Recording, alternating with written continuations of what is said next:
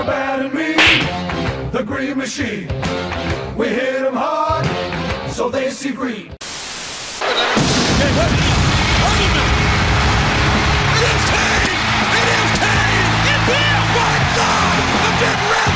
Machine is here! Team is here! In the flesh!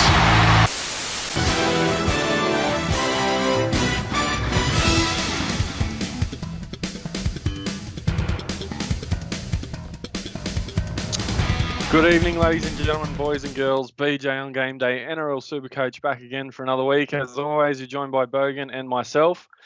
And we're joined by a couple of special co-hosts this week, BJ on Game Day, stalwarts, Adrianasaurus Rex and Kane Anderson. Evening, gentlemen. How are we?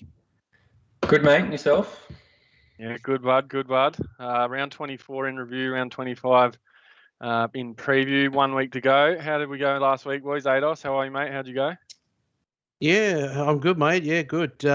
Last week, I think I went pretty par. 14-16 I got, and, I went up 50 spots. It's pretty hard going once you get up around there. You're doing sort of par, like I felt like I was just a couple of points over par, and that's all I went up, But, at least I didn't crash and burn, this close to the end. And, we'll obviously all get into this week, but which might be a different story. But, no, I did all right last week. I made a couple of GFs in the old head-to-heads, so can't be too unhappy. Good stuff, mate. Good stuff. You won't take that for granted, looking to knuckle in that top 1,000. So good stuff. Could be a good finish to the year, mate. Kandos, what's doing, mate? Not a great deal. I had 1372 last week, which I thought was going to maintain my rank, but unfortunately it meant that I dropped to about 50. So I'm sitting about 1,626 at the moment. So I'm about 200 points outside of that 1K, which is obviously always the goal. And with the carnage that's happened so far, hopefully some of those top sides are struggling more than I am. Yeah, well, a couple of 100 points this week doesn't look like it'll be all too impossible, depending on your numbers, as we had a bit of a chat before we went live. But good stuff, boys. Looks like you've both had a pretty good year, so well done on that. Look, I scored 1348, and even at rank nearly 13K, I only moved up 89 spots. So I'm just, there's nothing doing. Got 13 playing this week, I've just found out. So no good for me, but I'm glad some of you boys are doing a bit better than myself. Bogues, mate, how are we? What's doing? Mic off. Yeah, I'm all right. Fucking Latrell, what a dog. What do you mean? He had his vicious face butt to his shoulder, so he's out for 6 weeks for a shoulder injury there. They just got to take this blight out of the game. It's been happening all year. Players headbutting players' arms and causing those players to have to leave the field injured. It's just horrible. So Latrell, you give him any chance, Bogan? Now with no Latrell. Yeah. Yep. You do. Yeah, I do. Because Latrell is inconsistent as fuck anyway. So he's a big game player and they will miss him. But, mate, write the bunnies off at your peril, any of those teams out there. Yeah, look, I've put a line through them. I mean, I think there's a bit of a question if they do it even with Latrell, but I think that it's just unfortunate for Cody. That's what you get out of Latrell. You get Cody because he frees up Cody to just run riot out there. But look, this Blake Taff, he's got a big reputation and he's supposed to have a bit of spark. So, yeah, stranger things have happened. But yeah, what a loss! You took two. Like, I mean, how much do you love what Joey Arnott? It's hard to be disappointed. Like, jokes aside, with a shot like that, he fucking deserves it. He's got to, whether it's something in his technique. I know there's a lot of talk of his attitude being way too aggressive, but it was just sloppy.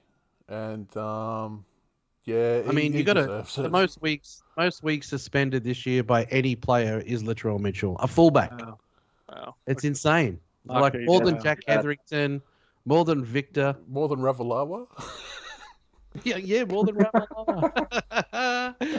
Jesus, that's a stat. I didn't know that, Ados. That's a terrible stat. The most weeks on the sideline. 10 weeks.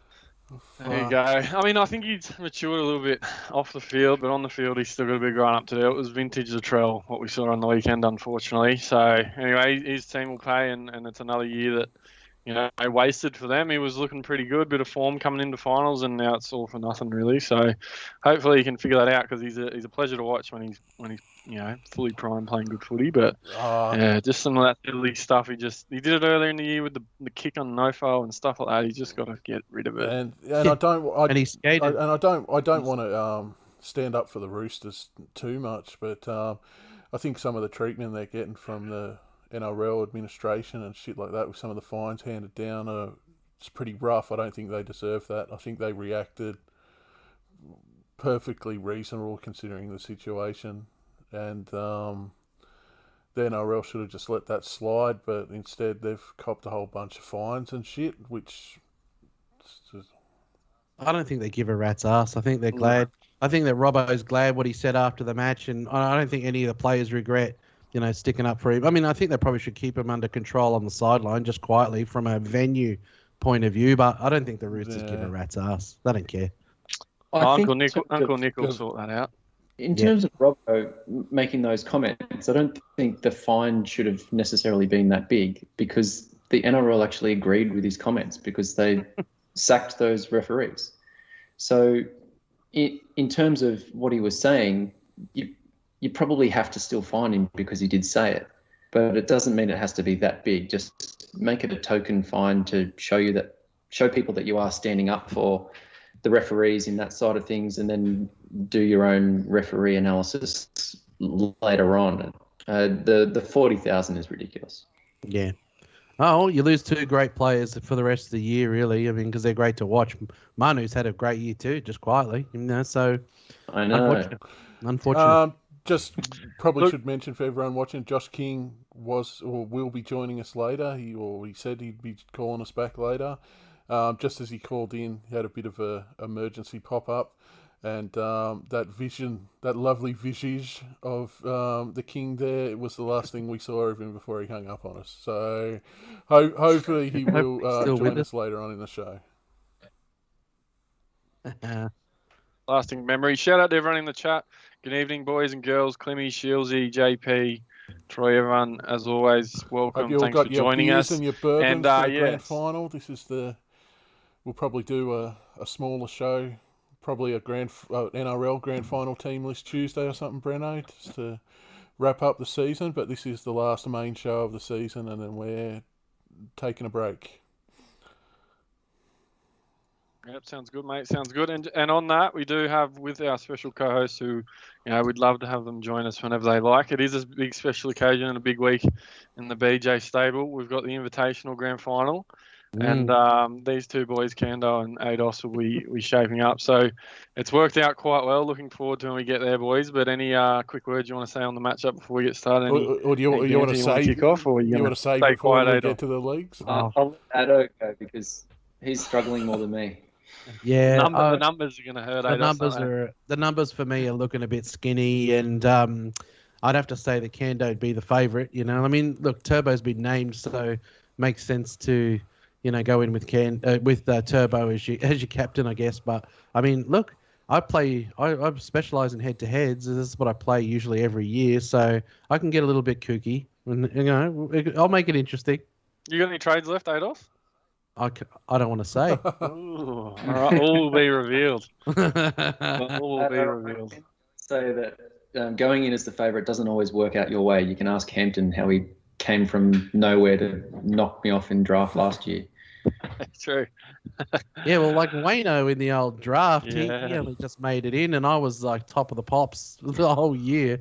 And then I lose. Hines goes back to the bench, and I lose Dewey.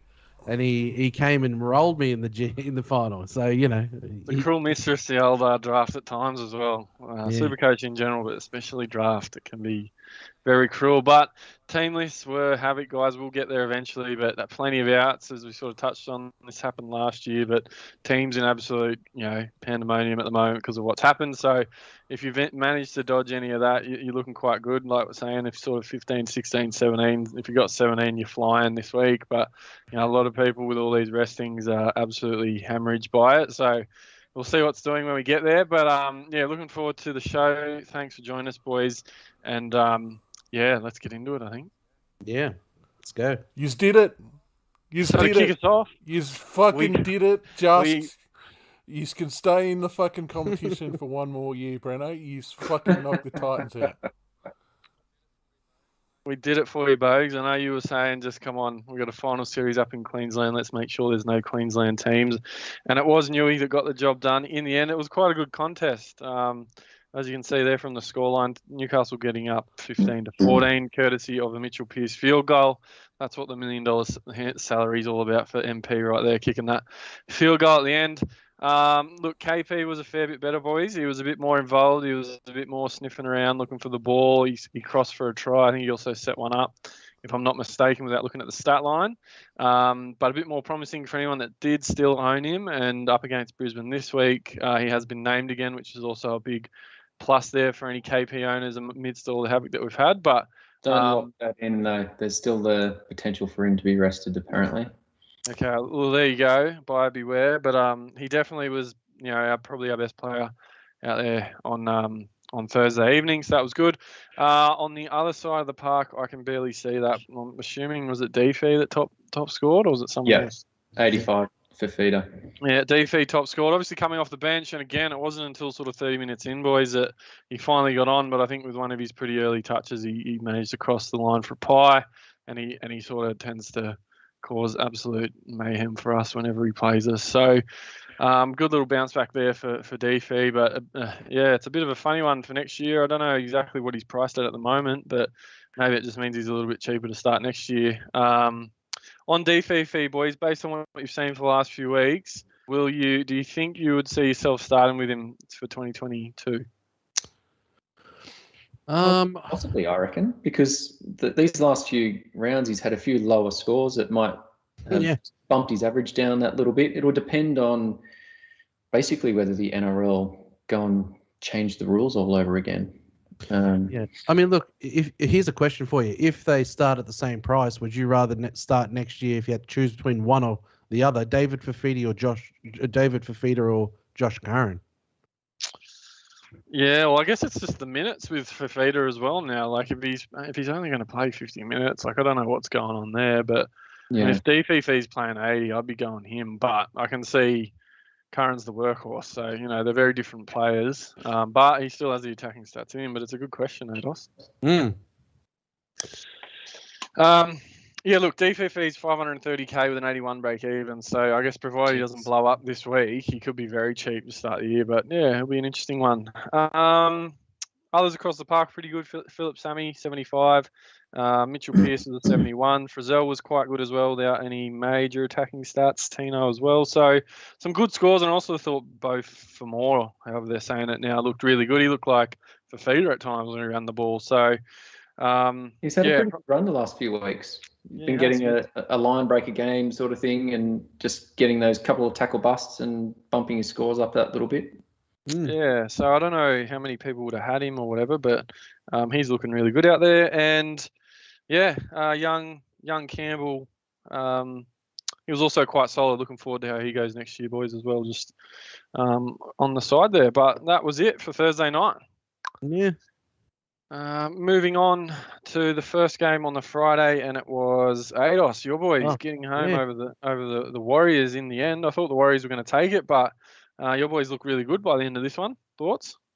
Yeah, I mean, it was weird. Like the way we started the year, we were starting fast and just fading, the faders in the second half. But this game, we started really slowly. I think, it was really such an important game for us because every game was a must win. And I think, Ricky got them in at halftime and obviously said the right things to them about season on the line. And mate, Rapana, I'm so glad we re-signed him for a couple more years. And how good has he been? If everyone played with his sort of effort, we could maybe. I mean, I think out of all the teams that are I think teams in the top 7 would fear playing the Raiders more than they'd fear playing Cronulla. If the Raiders put it all together. So they did turn it on in the second half. Rapana was amazing, awesome. Hudson Young is actually. He's a Supercoach friendly player if he gets the minutes, and You know, I think CHN, even if we went on into the finals or even next year, I think he's going to have to work hard to even get a start. You know, again, I think that Hudson Young's got to be somewhere in the starting 13, you know, and yeah, I mean, they came back. We look good with Nickel Clockstead in actual NRL, you know, back in playing his second game back, and he's been named this week to start again. So, you know, it was a good old win, and the Warriors are not, you know, they've been playing all right, you know, so I'll take it, and at least we give ourselves a chance, you know, to go, and I think it's still an upset against the Chooks, but give ourselves a chance to get into the top 8, you know, so yeah. I mean, good old Bailey Simonson down there hurt his groin and gave everyone a parting gift, you know, in Supercoach if you were forced to play him last week. True.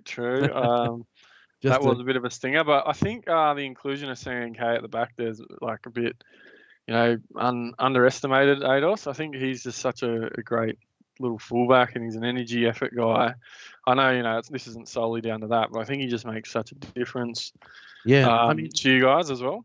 Yeah, I think, you know, you in the back when you look at your back three, you know, Rapana, it's going to be Rapana there now.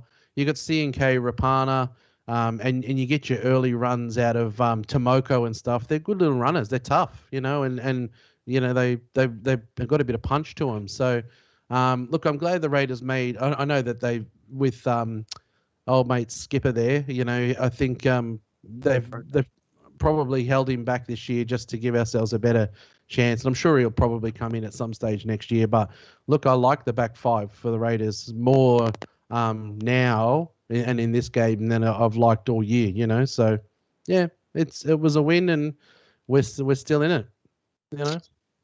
Yeah, so it was a good win on the Warriors side of the park. It was the top scorer, Wade Egan, with a 72, a little try assist in there. He didn't actually even play 80, so I think he had a line break in there as well. And then pretty much, you know, the top scorers apart from Sean O'Sullivan with the big boys up the front. AFB and Lodge have been doing a heap of work for the Warriors up front. I think they look really good. Obviously, those scores aren't massive, but for a couple of really big boys. Was that an injury, Curran? I think so. He didn't. I don't think he got hooked. I think he just got. He had a bit of a busted shoulder. Yeah. Throughout the game, I think. Yeah. And he was coming back from a bit of a head knock the week before as well, so that might have played into it a little bit. And a really quiet one in there from Reece Walsh. Yeah, he did. Yeah, I actually in another draft he butted me up real good. I chucked the C on him, so that really backfired. He was the one I thought, yeah, no, he could blow up in this one, and it did not come off at all. So thanks, Reece, for that one. But yeah, anyway, the Raiders still give themselves a bit of a hope, Ados. Up against the Chooks, probably. I think you're relying on some results as well, mate. Yeah, we need to beat the Chooks, and we need Cronulla to lose. Cronulla lose, yeah. Which is very possible up against Melbourne, but you know, I would never say never at this point. You guys look like you're playing with a bit of confidence at the end of that one, so we'll see what happens, eh? Second game on the Friday. It was what do you say? What a controversial one. Despite the scoreline. Jandos, you catch this one, mate? Did you got any thoughts on this one? Yeah, I did watch the game, and look, I think most people were expecting South to come away with the win, and the way the Roosters' season has gone has been ridiculous. The fact that they just get injury after injury every game, you're just watching the game kind of on the edge of your seat, waiting for the next Rooster to go down. It's crazy. The Joey Manu injury hurts my team personally, makes me one man short this week. And look, we can cover the Latrell thing briefly. It was high contact. People have been attacking him online and that sort of stuff, which is ridiculous. That's not on. If anyone out there is doing that, please pull your head in and don't do that. Yes, the only person you should attack online is Josh King. Just putting that out there. Hashtag bully Josh. But the worst thing that Latrell did was come back on the field and still play with aggression and didn't show any remorse whatsoever, which was the biggest issue. The old ball chuck, and that's not a good look when the ball chuck was the worst thing for me. That just showed where his head was at. That him being sent for 10 minutes after really drastically injuring someone fired him up more. That just it just rubs me a little bit wrong. But look, it doesn't mean I'm going to go and threaten his family like people have done. That's craziness. Yeah, I mean, come on. It's like as if they're really good friends, as if he'd actually on purpose do the act. I mean, he just plays too close to the line, and players that do that inevitably are going to go over the top occasionally. He took his punishment, and they didn't contest it, and like as if you could, even the Manu family saying get off it, and they're mates, and I'm sure they'll make friends again in the long run. And I'm sure he didn't mean to do that on purpose. Just it's bound to happen when you run it that close, to the line. That was the issue. That he was running in hard, and it was a loose tackle. He didn't have enough control over his own body to be able to make it a safe tackle, and that's why it went wrong, and that's why he suspended. So it's time to move on from that, really. But it was a bit of a smash up, the old game. The Rabbitohs got the job done, some big scores in there. Like, what do they got? 5 tons. Yeah. It was massive. Hat trick from Alex Johnson, a double from Mark Nichols. Holy dilly! I mean, that was an issue. You're going to get pumped if he's scoring a double. Paulo a double. Cody Walker set up a couple. Latrell had a couple as well. And as you said, just some real heavy scoring as you can expect. It was quite funny. I thought when the sin bin sort of incident happened, the Chooks were in a position to get back in the game, and I think they handed over the ball quite cheaply not long after Latrell got binned, and then they went down the other end. South went down the other end and scored, and that sort of just changed the whole complexion of the game, and they just sort of hammered them from there. So, look, the Chooks, as I said, have just been absolutely depleted this year. Real quiet one from Tedesco. They really managed him so well in that game. Like, they kicked real deep to the corners, and it wasn't only just that, Ados. It was also the fact that their middle forwards just had nothing. They were just being dominated through the middle of the field, and they had no space. Tedesco was given no room whatsoever from his own teammates to be able to get it at someone one-on-one and get a tackle bust and get an offload or anything like that. He was under pressure every time he got the ball. Yeah. They were just so depleted. They just didn't have enough go forward to give him space. Yeah, look, this week, that's the thing. They get JFH back. They got Crichton back. I think they get a bit of punch and muscle back this week. So, should be much better performance, I think, from the Roosters this week. But, who is that up top there? Scores for them. People that you own. Tupanua was quiet out there. And, when you're getting 50 put on you, there's not much in the way of scores for the losers. And wow, I didn't actually realise Tupanua only got 19. Yeah, it was a real quiet one out there. That's shocking. Quick shout out to young Egan Butcher Boys. He played 71 minutes and pumped out 71 in base, so he might be one to keep an eye out for. He had a great game. I was impressed. And I thought I heard in the coverage Joey or Freddie or someone saying he actually played halves coming through juniors, and they've got him on an edge at the moment. So anyway, I think one for the future, maybe one for next year, but 71 points in 71 minutes. I mean, that's. I bought him in the draft against Wayno because I'd heard that he was better than his brother, and I knew that he was starting. So he looks a prospect. He looks better than the other one, I reckon. But look, it was a hell of a watch, that game, and Supercoach there was points. Yeah, absolutely. It was pretty crazy for Teddy Owners, and now Latrell's not gone. It's just massive. It was a massive game in the chapter of the 2021 Premiership, really, and that Roosters Rabbits feud. But anyway, moving on. First game on the Saturday, boys. It was the Cowboys and the Dragons, and another funny game of footy. I watched a little bit of this one. The Dragons looked the better of the two going into half time, and then Cowboys scored basically 3 quick tries after half time, and gained the ascendancy there. And I think probably a couple sides obviously struggled this year at times, but the Cowboys, at times they've been able to put points on teams and they get a bit of confidence going. Guys like Drinkwater and Dearden, they score some points out there. So Supercoach, it's a bit of a boring game to watch, to being quite honest. But look, Dearden. Agreed. I think Dearden wanted a win. He hasn't had a win for ages, that poor bugger. And he really played really well, I think, and carried him a bit into the game. For sure. And some of these young Cowboys, I thought, like Lukey and that Nani, I think he debuted as well. He had a couple line breaks. They look quite good. Lolo played up front as well with a 58. So, I mean, there's some good things happening there, but I don't know. I just don't know. Val Holmes at centre.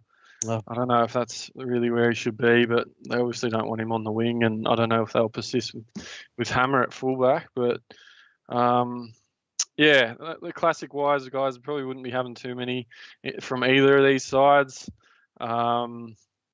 Pretty difficult to find anyone, I think, at this point of the year that you would have had. Probably a few teams that had Tamalolo, but other than that, maybe a Lomax for a bit of a pod for the finish to the year. He's been quite good. I know Wilf had Lomax. He'll be hurting that Lomax is gone this week. He's out this week as well, is he? Jeez, I didn't even realise that. Yeah, he's had a wretched run of it, for injuries. There you go. So Jaden Sullivan top scored with the Dragons for 92. Terrell Sloan 91. I mean, those young boys look good. Amoni, Sloan, Sullivan. They did look good while they were in the lead, but yeah, they obviously went a bit MIA once the Cowboys got on top. On the Cowboys side of the park, it was Dearden top score with an 86, Drinkwater 76, and then those two young fellas, Lukey and Nanai. They look great. After that, they look really good. That Nanai looked unreal. He hits a really good line and looked like a big old handful. So, yeah, look, pretty dire year for both of these sides, and yeah.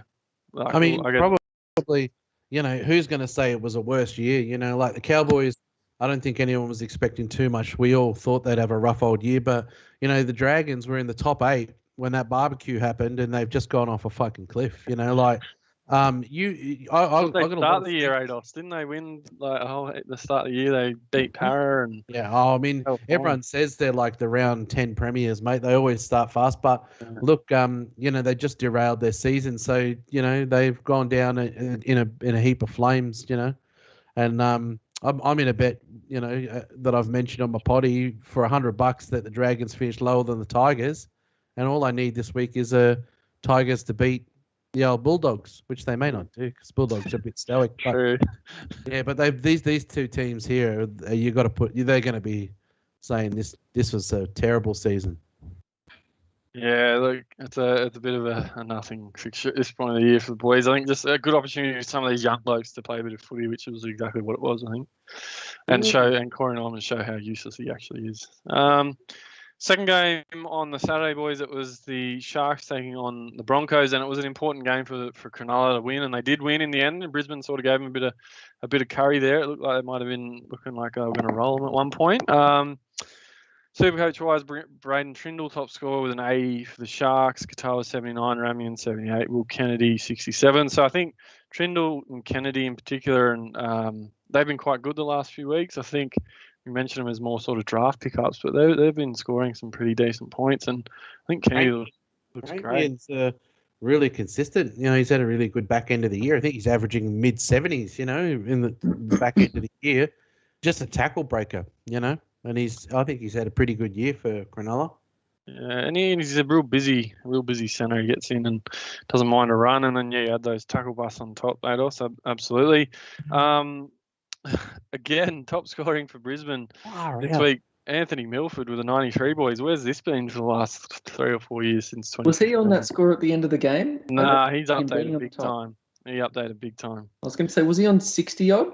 Yeah, because I was actually looking to see whether he was a plug for draft, and I thought, and he finished around 60, and I thought, it wasn't too bad. I had him on my bench. Yeah, I had him on the bench. Yeah. I played Norman and benched Milford.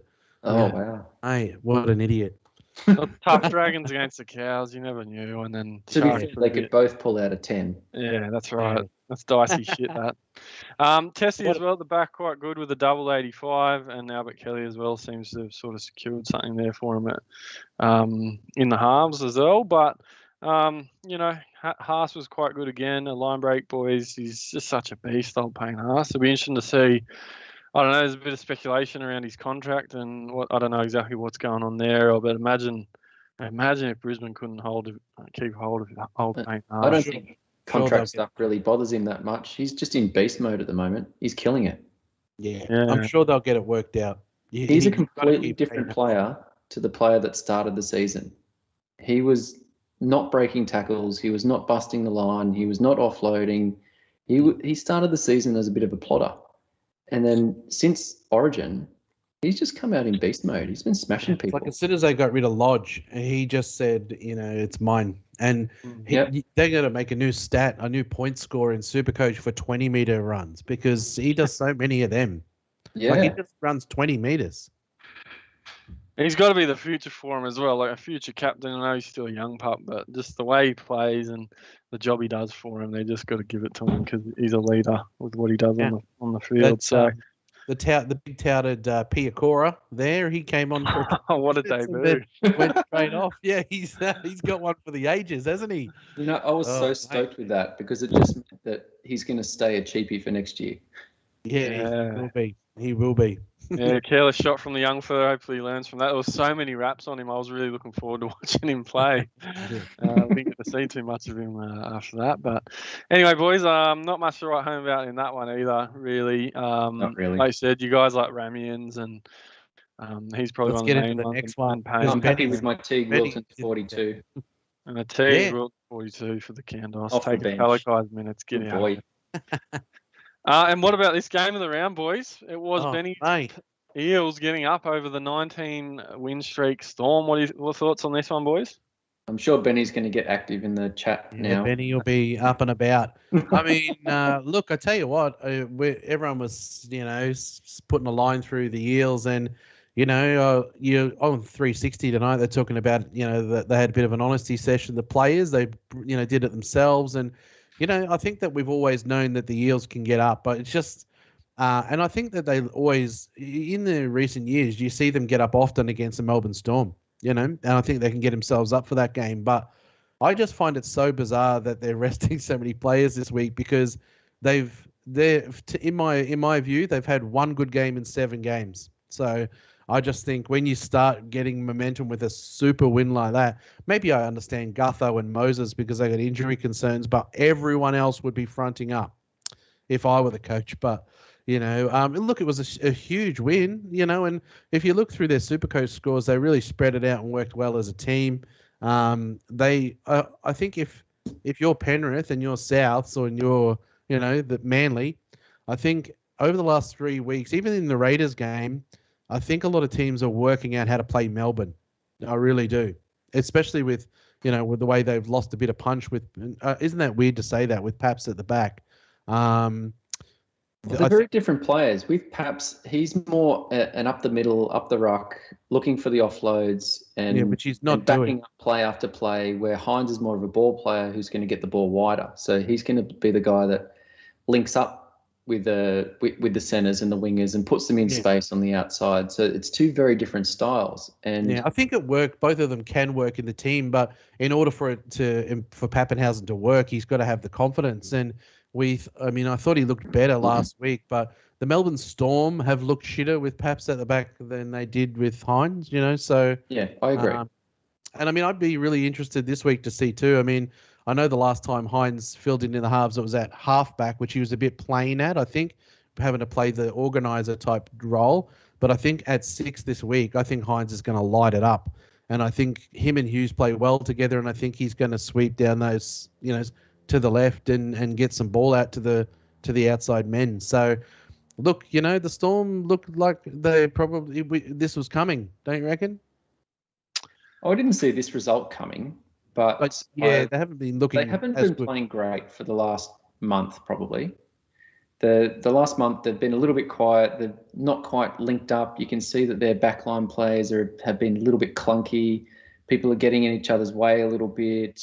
Pappy's not quite been able to link up with the backs. He's not getting too much movement up through the middle of the ruck. It's just not quite working for them at the moment. And the combinations between having Brandon Smith at hooker and Grant at hooker and Hines at fullback and Pappenhausen fullback and trying to figure out which combination between the two actually works the best would be quite tricky to figure out. But look, the way that they were playing before Pap came back was ridiculous. Yeah. So having the combination of Brandon Smith followed by Grant and Smith moves back to the middle and then Hines just plays fullback, that was just peak Melbourne Storm. Yeah.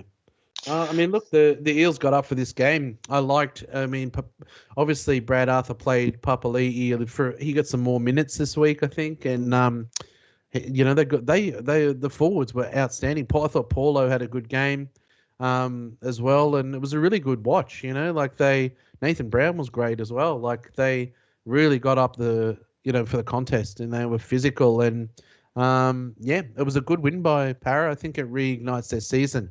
I just hope that the resting, the mass restings this week are not going to trip them up, for momentum. Because they seem like a bit of an emotional team. So when they're up, and when they're down, they're down. So hopefully they don't get a stunt in that. I think Melbourne, because they lost this game, for teams this week, we've got a better Melbourne side named than we probably ordinarily would have got, because I don't think Belly likes to go into finals, on 2 losses. So we can thank the Eels for a better team, better team this Tuesday for the Melbourne Storm team this week. I don't necessarily think he was going to rest more players than that, realistically, because guys like Grant have had a pretty big break and he's still trying to get some minutes in the legs. Pappenhausen's had a pretty big break. He needs minutes in the legs. Hughes had a week off a couple of weeks ago, so he's still relatively fresh considering. Brendan Smith had a break. Finucane had a break. Kamika had a break. Nas had a break. So... Yeah. I would have probably thought maybe Hines would have got a rest. Yeah, I thought Hines might have got a rest, and maybe Harry because it's hamstrings, But, they're all named and, But in this game, it was just a really good watch, and good on you, Eels, I think even Fergo was good. Fergo was good. The fact that he played off the bench last game, so he'll have had a bit of a break after... less game time last week, and he will be expected to play off the bench next week, I'm thinking. So they're not necessarily needing him to be ready to play 80 minutes next week, so he can play 80 this week, and his rest is almost in through the finals because he's going to be off the bench anyway. Yeah, but in this game, Josh Adokar pulled up with a hamstring. He's not going to be there till finals. That's hurt my team this week. And I guess, it is what it is. There wasn't any outstanding scores. It was just a tight match, and I guess the Eels, just kicked on and had a good solid win. It was a tough match. It never easy match against the Storm, is it? So no. Yeah. No, I totally agree, boys. I think the cohesion for Melbourne was a bit of an issue in this one, and I guess that's probably reflected in the team list this week with, like you said, Pap's still playing, and only Munster that won't. So out of those big ones there, so. Look, Blakey Fergo returned with double with an 82. Hayes Dunster was quite good with an 82 as well. Loomy, I reckon he finished on 79, but he could have finished on 179. Yeah. And if he ever plays for the Storm again, I'll be surprised, because I don't think I've seen a bloke. I don't know what he was thinking, but he couldn't bomb more tries if he wanted to. Dead set. Some of the things he was doing out there. I'll tell you what, this week he might have come first, but Jason Saab for bomb tries second this week. But true. I think he's not even in the team this week. He's out in the extended bench. Yeah. So look, Lumi got dropped again, and I'm quite happy about that because it means Eremea and for a couple of the Turbos Hammies Cup boys, they get George Jennings back. One of the tries he scored, he nearly went out because he just dived on the ground. Like, he didn't do they dive and put the ball down in the corner. He dead set nearly just dived out. Like, I don't know. I could have played better on the wing, I reckon. But anyway. Though, he looked more dangerous than Eremea has looked. He looks like he's someone who can bust tackle pretty easily. I wouldn't want him running at me. I'm less scared of Eremea than I am of Lumi. He's a big old thing, that's for sure. But what this result did do, boys, was it all of a sudden changed sort of complexion of what Turbo was going to do on Sunday afternoon, because it meant that Parramatta had kept themselves in the 4. We all sort of expected them to probably lose that game, but it did mean Manly had to keep winning, and we did expect them to win it. But moving on to the Sunday, it was Manly taking on the Dogs, and Mr. Trebojevic started quite slow due to a couple of no tries that were, I guess, probably legit Saab's. One in particular was an absolute stinker, and Garrick's as well. So he only went in at half time on about 30 something points, if I'm not mistaken, and he could have been on 70, 80, whatever it would have been. And an absolutely massive second half from the freak. He scored a second half hat trick. 2 and 1 freebie. Yeah, well, I think you'll just give him that one because of the other 2, because the Saab's the other one that he fucked up, eh? But what do you say, boys? He's done it every week, and he's done it again. The bloke's an absolute weapon. Oh, Was it man. 100? What did he finish on? 179, was it? Or 170, 170 yeah. on the dot. 170, right. There you Got go. a nice update as well. But have you ever seen a season like this? You know, like if he goes out and bangs out 100 this week, his average is going to be nearly 150. You know, like it's unbelievable. The thing I like about him is he's so keen to be in everything. He's running hard. And he just wants it. So And as after a the Supercoach game, player, yeah. After the game, they asked me if he's going to play this week, and he's like, "I'm playing." You know, like he's such a super keen. Yeah. If he doesn't win the Dally M, I'll be shocked. And if he doesn't play Supercoach and fucking captain himself every week, I'd also be shocked. Because Jed said, anytime there's anything on offer, you can guarantee he will be in it. Well, it was a cracking game from old Turbo. 51 points there in the tries. He had 4 line breaks. I think he had a couple of try assists in there as well, which I don't know if he actually ended up getting him in the end. But heaps of tackle busts. The base was up. Cherry Evans, 132, boys. He had 3 try assists, just attacking stats everywhere. On the doggy side of the park, it was Josh Jackson that top scored with a 96. He had a bit of a funny try assist to Water, but he was in everything. He's been actually quite good for the Dogs.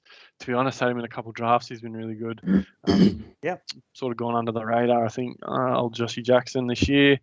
Obviously they were a bit slow, the old Eagles out the gate, but they got there in the end. A few decent scores from guys like Saab and it could have been a bit more had they, executed a little bit better in that first half, but probably what we expected. And I think by the end of that game, a lot of Turbo owners sort of rejoiced because it was looking a bit hairy there at halftime. We weren't sure what was going to happen. Yeah, well, I mean, I was contemplating, going a bit of a, poddish captain and going over to Garrick, to get, as it was, I was in 6 prelims last week, and I wanted to give myself a chance to win 5 of the 6, and I was like, if I go Garrick and he outscores Trebojevic, which he's done on occasion, I could go in and win more and get into more finals. But I just thought, the 3 that I've got over the line, I might as well. I'm going to play it safe and go Turbo. But man, Garrick was down, wasn't he? And Turbo was the one to captain.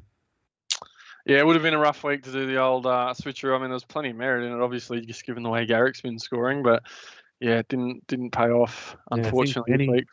Benny went the old Garrick captain, I think. So yeah, good. His piss would have been burning for the rest of the weekend after that one. Kando, do you have some thoughts on old Turbo or anything from that game, mate?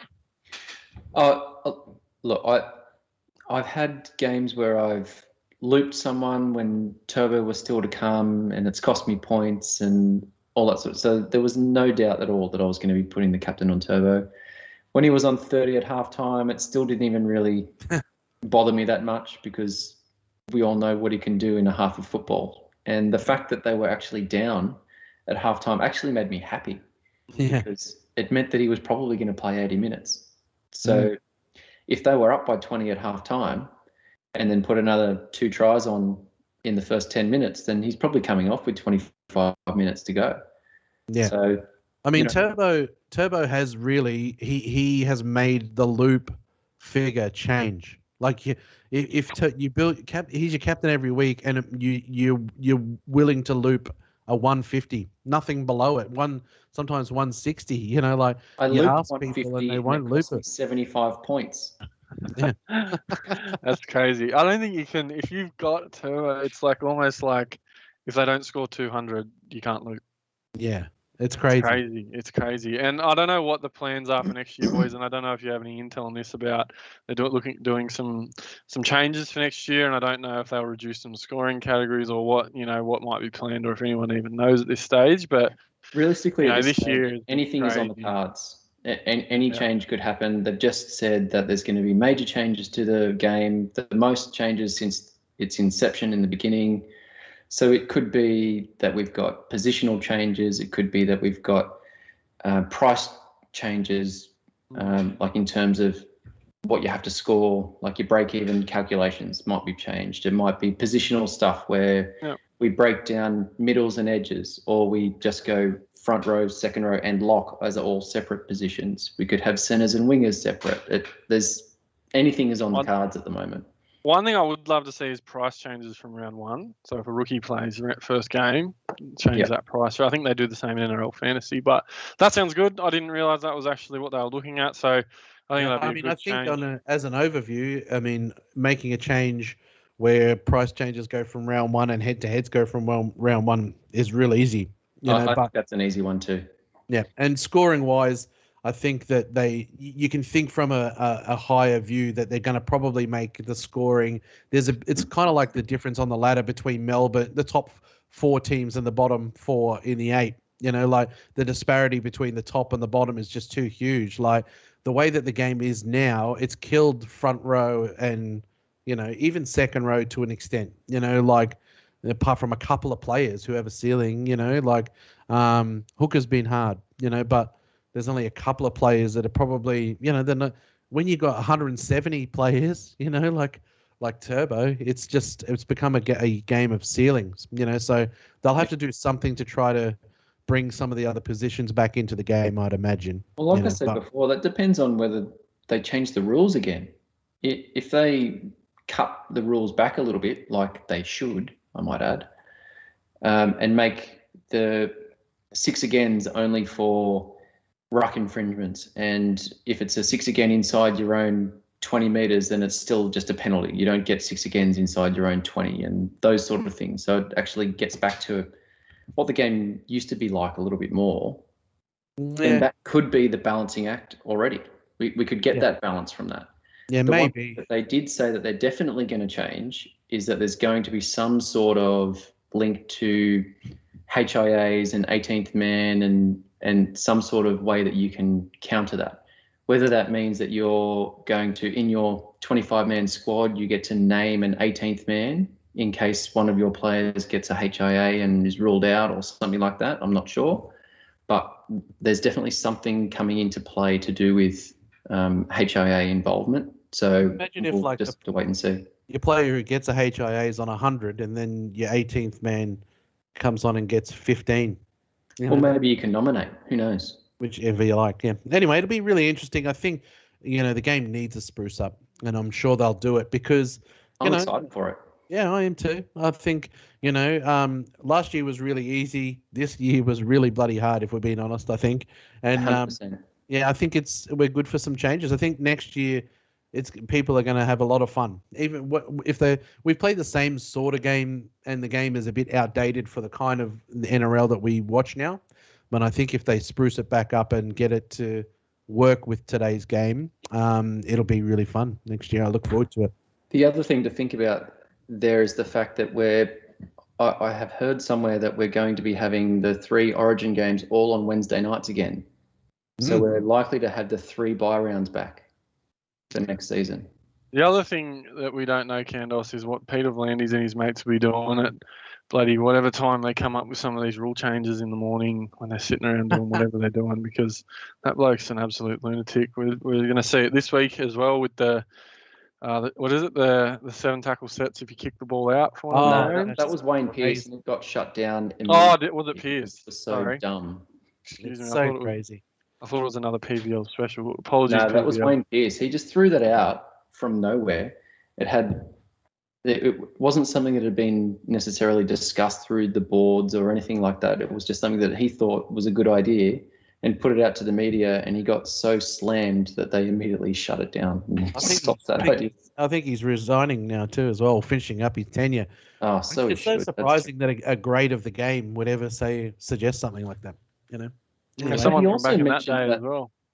He mentioned that somewhere along the line that the changes that had been implemented in the last 18 months had got a really positive result, like a positive response from the public and whatever. And I'd like to know which public they're fucking talking to, honestly. Exactly.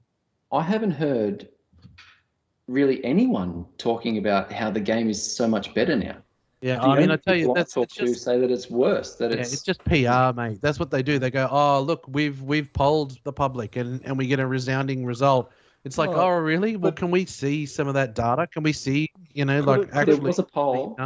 There was a poll, and there was a question about the new rules, and I think it was still 56% said that like the 6 agains was a positive thing for the NRL or something like that. I So can't think. No one could think that after this year. Once they've done it for off 10 meters, I actually didn't mind the 6 again last year, where it was only for in the ruck and they kept it to the minimums. But this year, when you're watching the game, I'm looking at it's like they're only like a 30 centimeters offside, and they were calling a 6 again, and then but there's like 20 different 10s that are way inside of that more for the game. It's just too inconsistent if you're going to do it on the 10, and it just in the later part of this year they're starting to penalise and do less 6 against. So make up your mind. What kind of game are you going to do? If you deliberately hold someone down on their own 10-meter line on the first tackle of a set and give away a 6 again, what benefit does the team with the ball get? Nothing. And it's a strategy. All they've done is just get bashed on the first tackle and start a set on a negative foot. You're going to get bashed on the second tackle too.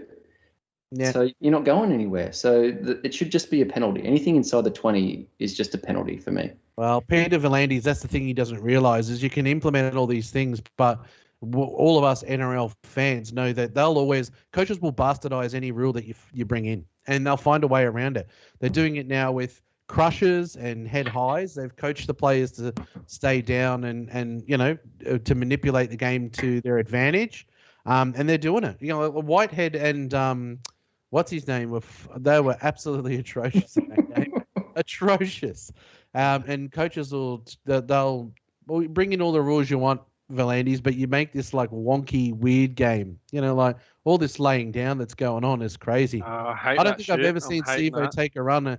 Maybe the ACL was the first one that was proper where he stayed laying down. Sivo, bloody hell. A little tap to the face and not getting up and shits me to tears. And the crushes, they're going to have to sort something out with that because that's just getting to be on the joke as well. The crushes for me are the worst thing in rugby league at the moment because the point of that rule was brought in for anyone that got someone into a particular position and then had a second effort to put pressure on the neck. It was the actual crush motion that was the problem. I mean, and that doesn't happen anymore. No one does that. There's literally losing Angus Crichton for this 3 weeks compared to some of the ones that haven't even gone. They just like that crush is fine, and his was like at the very minor end of it, and he was to the side of him. Gets 3 weeks. How many people turn in a tackle now and are running backwards into a tackle, mate? Anyway, and they're milking them. People didn't do that before.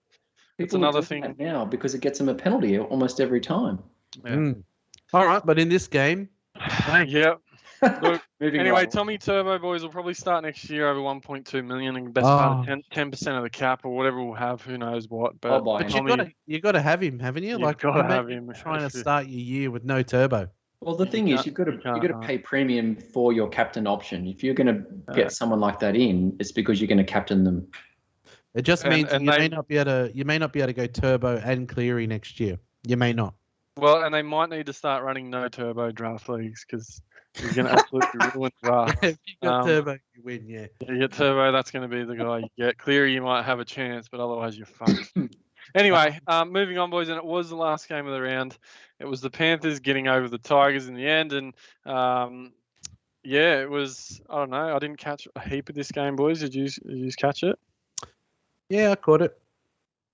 It wasn't a bad game there from Nathan Cleary in particular. I think he updated pretty nicely. Oh, mate, they love it. He got a big update, a nice juicy one. But look, it actually matches the actual NRL statistics, for try assists and that. So there we go. The shrine. The shrine. Army, mate. The Villy Army shrine has worked once again, and Kikau has pulled out a monster for Timmy.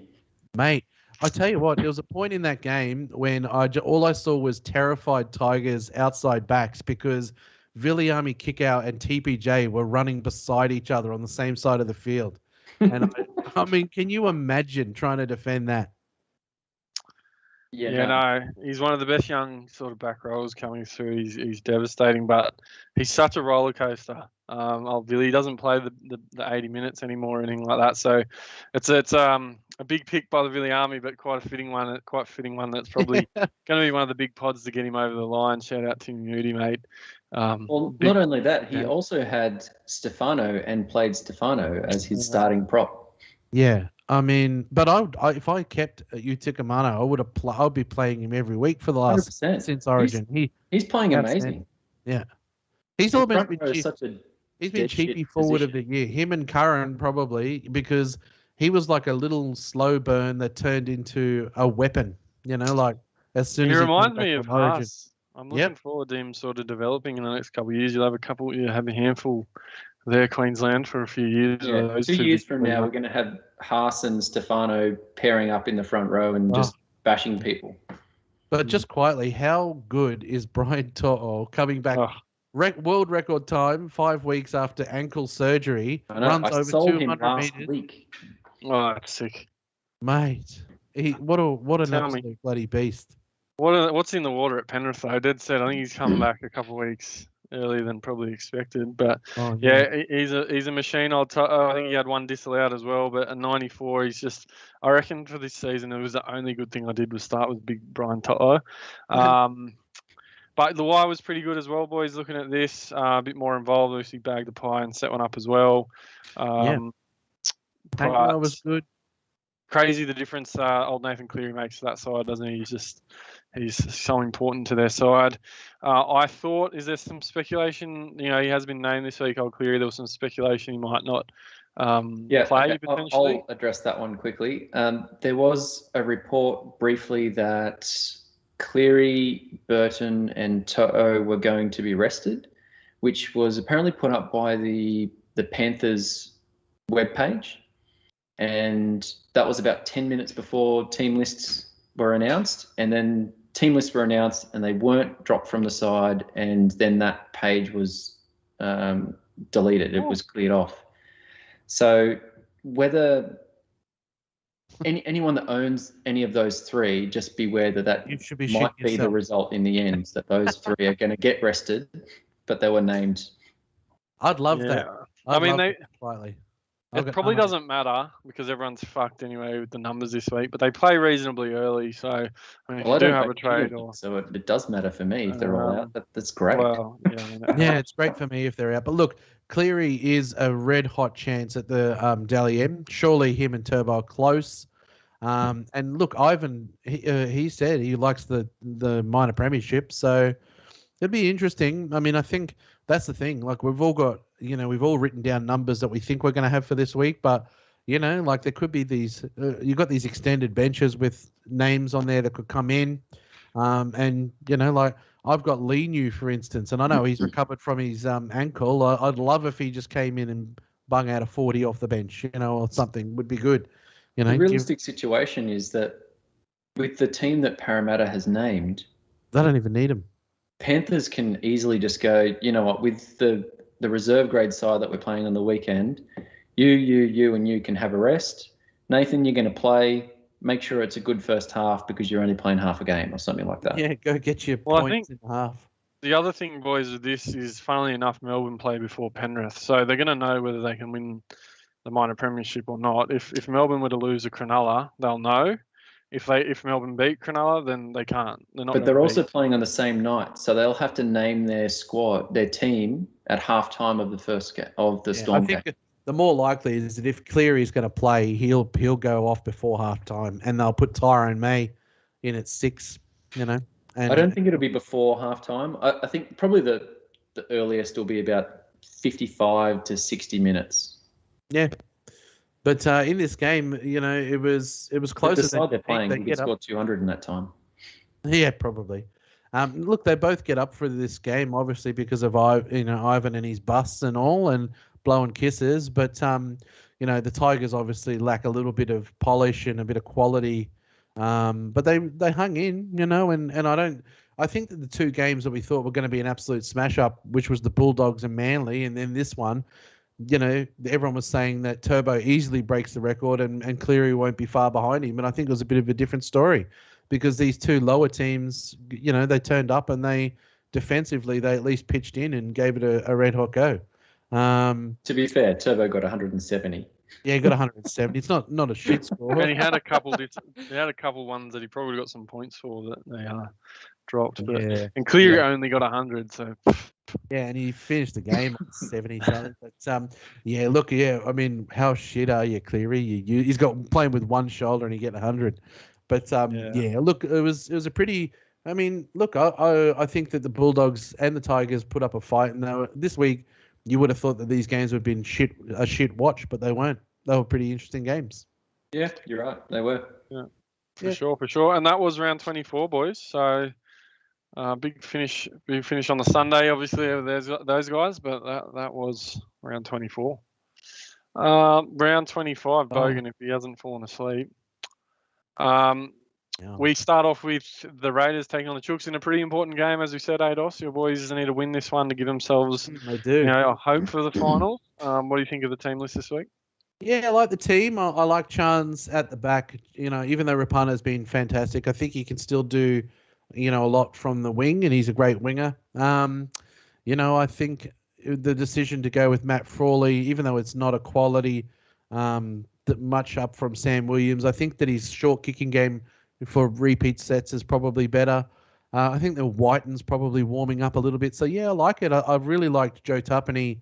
I know he's under an injury cloud, but I've liked him and Papali'i starting, So I like the team. I think they've gone with obviously Soliola probably for the those initial minutes, and I thought Ryan Sutton struggled a little bit last week, but Corey Horsburgh, he made so many mistakes. Well, he killed us at times, didn't he? Yeah, last week. So I hope that his head switched on, because some of the game was tense at times and he made errors in really important parts of the game. So I was complaining on my podcast why we had when we had Chance and Frawley on the bench. I was like the two backs on the bench, and I was saying, why didn't we bring Havili in? Because you can use him as a dummy half or a running back rower. So I think the bench is better, personally. And, I think it's going to be a hard game. I would prefer the old depleted Roosters, but the names that have come back, I think J Moz is a big, mature name to get back in the team. And I think JWH and Crichton, they look really good. I think 8 down to 13. And I think it's going to be a real tight match. You're right. They're big ins. Not a great week to be playing them with a couple of those guys coming back. But I still think that Raiders side could beat them. I think the Roosters halves are fucking hopeless. The 9 hasn't been amazing either, if I'm being honest. So a couple of important positions there. But yeah, they do get some experienced troops back. Obviously for Supercoach, Gus is a big in. Plenty of people probably just held him because they had to. So he'll come back, which is nice amidst all the havoc. Interestingly, Sammy Walker seems to be coming off the bench. I don't know if that's just because he is a bit busted and they're just trying to look after him to finish the year, the kid. But, look, this could be a cracking game of footy and Raiders have it all to play for. I think the Chooks, they can't get in the 4, can they? Unless there's a heap of results that go their way. They need Manly and Para. Manly to lose. Yeah, they can mathematically do it. Unlikely that Manly lose against the Cows, but... they'll be probably doing whatever they can.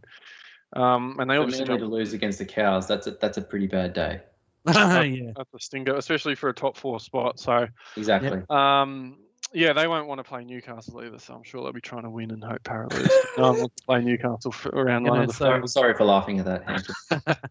I mean, look, Cronulla fans out there like Josh King, they'll know exactly what they're up against after this Thursday night. Because.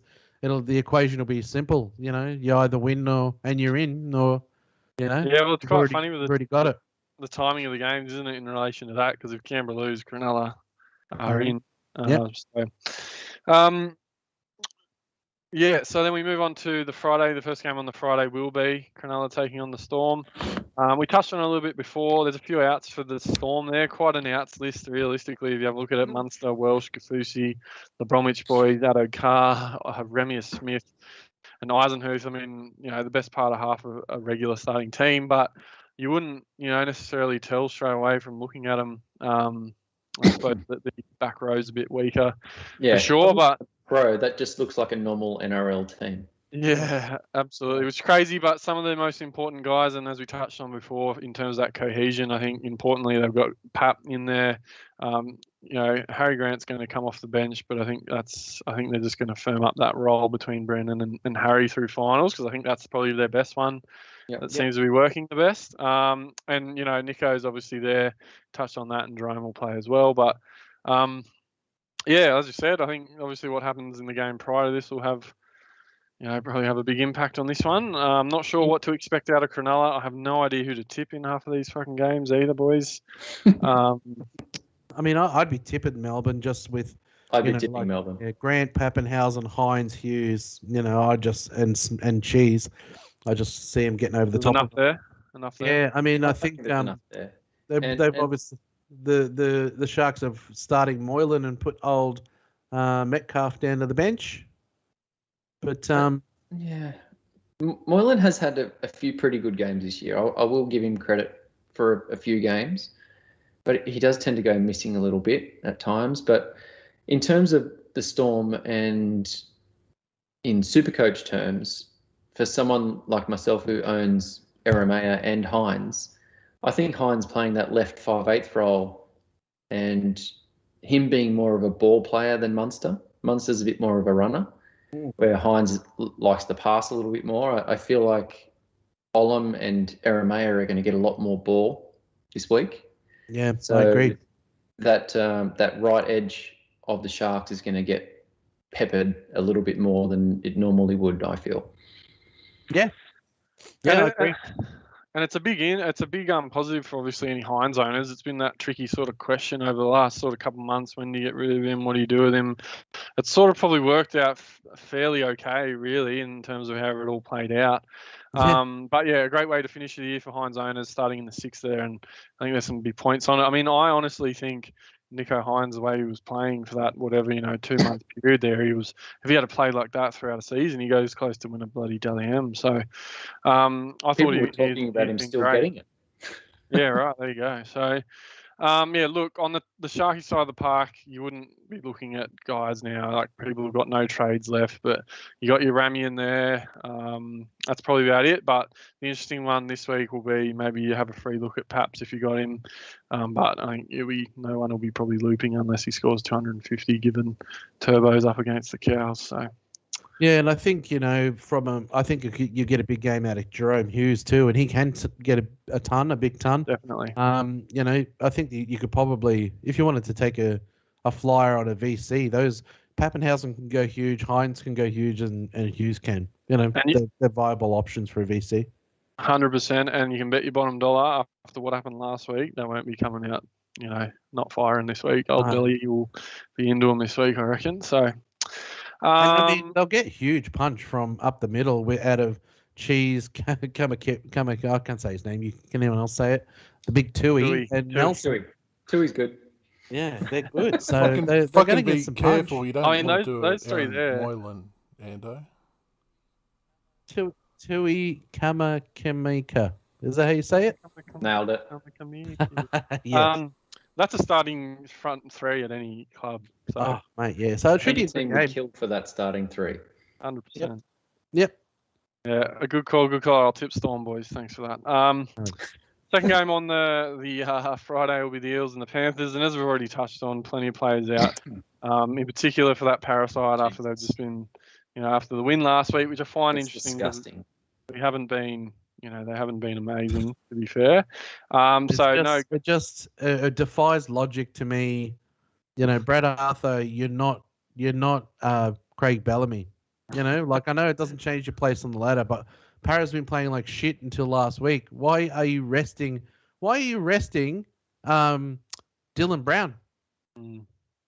Because he's been out for 5 weeks for a knees to the back, and he's come back and looked like dog shit. And he played all right last week, I'll admit. But that's enough. Like, give him a rest. What is he? 20? Give him a rest.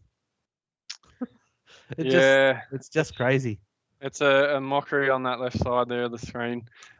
Plenty of outs there. Obviously, Gutho's out. No Junior Paulo. Mitch Moses getting a rest. Waka Blake. I know, IPAP and the Browns are in that extended bench. So, unless something was to happen, someone breaks down in a warm-up or whatever, we won't see them. So massive outs. And, it'll be interesting to for see. an IPAP to just jump on the bench, that would be great. It would Yeah, be but I nice. mean, it doesn't matter. Everyone owns IPAP. So Yeah. if he's on, we're all playing him. So The difference is that if someone has a 17-man team Yeah, that's already right. and you have a 16-man team, then IPAP comes in, then yes, they still have 17, but you have 17 as well. yeah. And I have That's 16. So for me, IPAP coming in helps me quite a lot. The only I get bloody teams that have 17 this week, Candos, are there about 2% in the top 1,000, and then every other bloke whose misses is starting a team this week, I reckon. Yeah.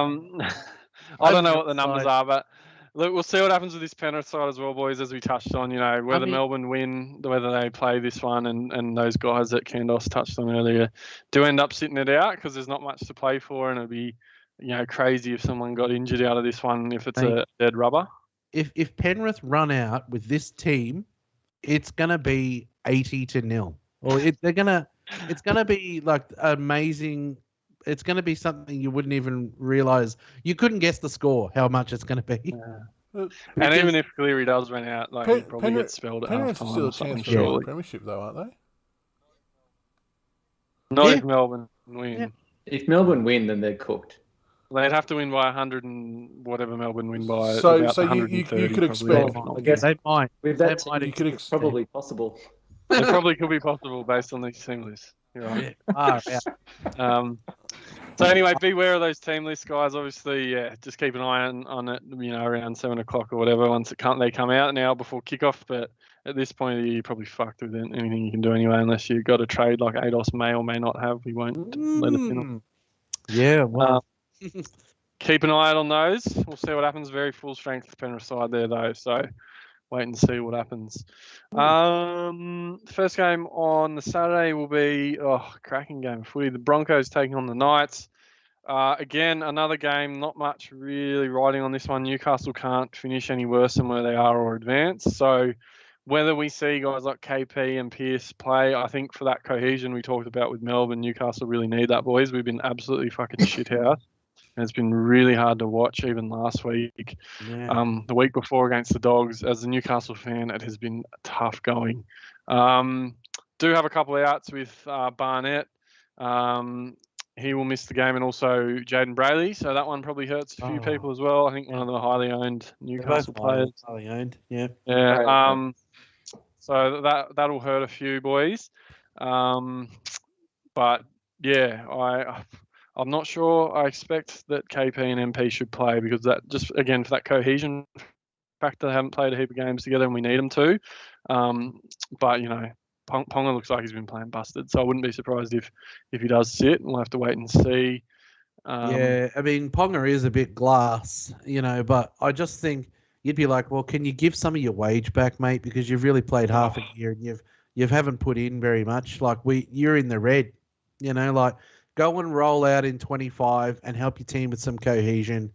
Because, he played okay last week, but he played shit the 2 weeks before. And I mean, yeah, all right, you've got to understand injuries and all, but I think that this is a team that needs to get some practice playing with the same, they need Ponga out the back, and they look better with Pearce, on the field. And Jake Clifford's a hog. I think he's a terrible footballer, just quietly. I'm sure he might come good as he I agree. goes by. But stifles the attack. Mate. But there's every chance that Ponga gets pulled. We've got to wait for those team lists close to kickoff. Go out. Yeah, I wouldn't be confident that he was going to play. That's for sure. Yeah, because I got Tex Hoy on the extended bench, and we know he plays fullback, not very well. Young could go into the centres, and Kurt Mann could go to fullback. Yeah, so there's options, But yeah, I give the Broncos a chance in this. Yeah, the Broncos haven't been playing terrible footy, to be fair, either. They're getting more into the contest and the grind this year, which has been good, I guess, if you're a Brisbane fan to see. Plenty of work still to go, a long way to go as well for those guys, but they've been playing some reasonable footy the last couple of weeks. Obviously, Payne Hasselby, most owned in this one on that Brisbane side. And then, there's not much else doing in that Brisbane side in terms of Supercoach at this point. I wouldn't have thought. I'm a big fan of Cobbo, boys. I think he might be, hopefully, I don't think he's too busy or whatever, but he might be a nice little lair out next year in the centre wing. I think he looks really good, but I don't know, not much else really to say about that Brisbane side. Maybe Tessie, if he ends up keeping the centre wing duality and keeping that fullback spot at Brisbane, might be a guy you could look to start with next year as well. Yeah, I mean, I think because he's done pretty well, he's going to probably be at a price that you wouldn't be willing to pay. Possibly that. And has he played anywhere other than fullback this year? I think he played a bit of centre at time. I thought he played a bit of centre. I could be wrong. Anyway, we'll see what happens. I'm just clutching something to talk about that Brisbane side apart from Payne Haas, boys. Yeah. All right. Well, yeah, it should be all right. Watch. Hopefully, Bradman, they get some ball to Bradman Best. Get him some ball. Boys, just give him the ball. Don't make him run short balls. Don't make him run, overs. Just give him the ball with a bit of space and let him do what he does best. I think that was I saw an interview. Well, Jake Clifford's just going to get it and run. All he does is run. Yeah. Joey had an interview. I don't know if any of you saw it with KP after the game on Thursday last week, and Joey said to KP, "Can you do one thing for Uncle Joey? Just pass the ball to Best. Just." Pierce to KP to Best. Just give it the ball. And that's what they hopefully need to hear. I don't think it went down too well with old KP, but anyway, it was the right message they needed to hear. So Yeah. Moving on, boys, the 5:30 game on the Saturday, and the one that everyone will probably be most interested in seeing for their captaincy option will be the Eagles taking on the Cows up at Townsville. And if the ownership of Tommy, if it's not 100% captain him, there's something wrong with people. Could be another massive score. Manly will be in a position where I don't know if they'll need to win, boys, to make the top four, given that Parramatta haven't really named much of a side and they're probably going to lose.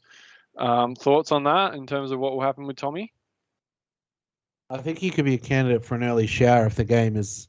I mean, there's going to be. I think they'll have a score on him real early, so he's a candidate, kind of like what Kando was saying with Cleary for a halftime rest. Yeah, and I think 55 to 60 minutes is around about the time frame. I don't think coaches want to take anyone off before that time, just in case. Well, we know how Manly can shit the bed a little bit when Turbo goes off, so they want to make sure that it's well and truly in the bag before they take him off. Yeah, but I couldn't see a world where he plays the full game at all. No, so I think the only thing in the favour is obviously that Dally M. He's got to be close. One more performance. I just don't know how anyone else beats him. But even without this week, I just think this will be the icing on the cake. He comes out and puts in a good performance here. Maybe if you're behind, in your head-to-head grand finals, obviously the person who's ahead of you is going to have Tommy Turbo as captain. So maybe a Garrick or Cherry Evans, to give yourself a Hail Mary. Yeah, good call. You could probably logically guess that Turbo gets an early shower. I like it. I think Cherry's a good one. I think, Candos, you brought him in a couple of weeks ago, didn't you? DCE?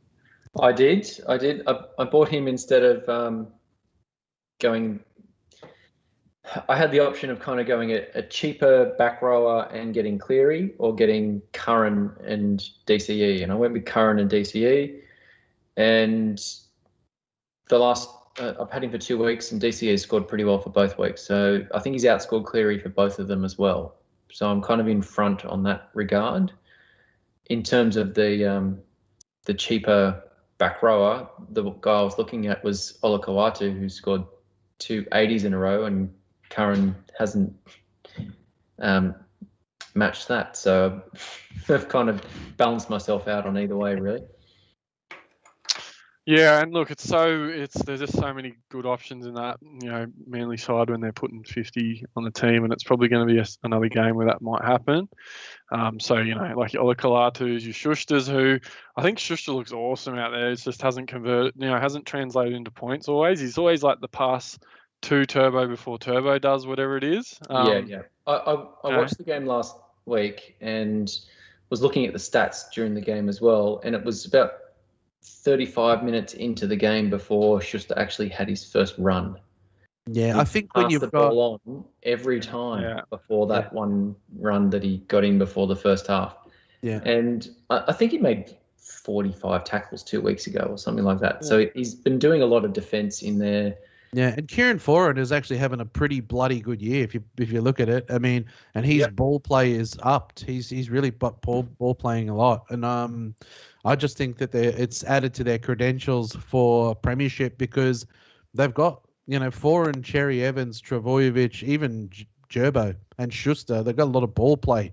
They all of them. If someone charges and rushes Daly Cherry Evans, you can get it out to Schuster and he'll ball play. Well, there's So he also just the hasn't fact been as that much involved. anyone that hits the line and has someone hanging off them then has the ability to throw that offload as well. So there's a lot of that second phase ability in the team as well. And I even, think. oh no, you Right. go. Mate.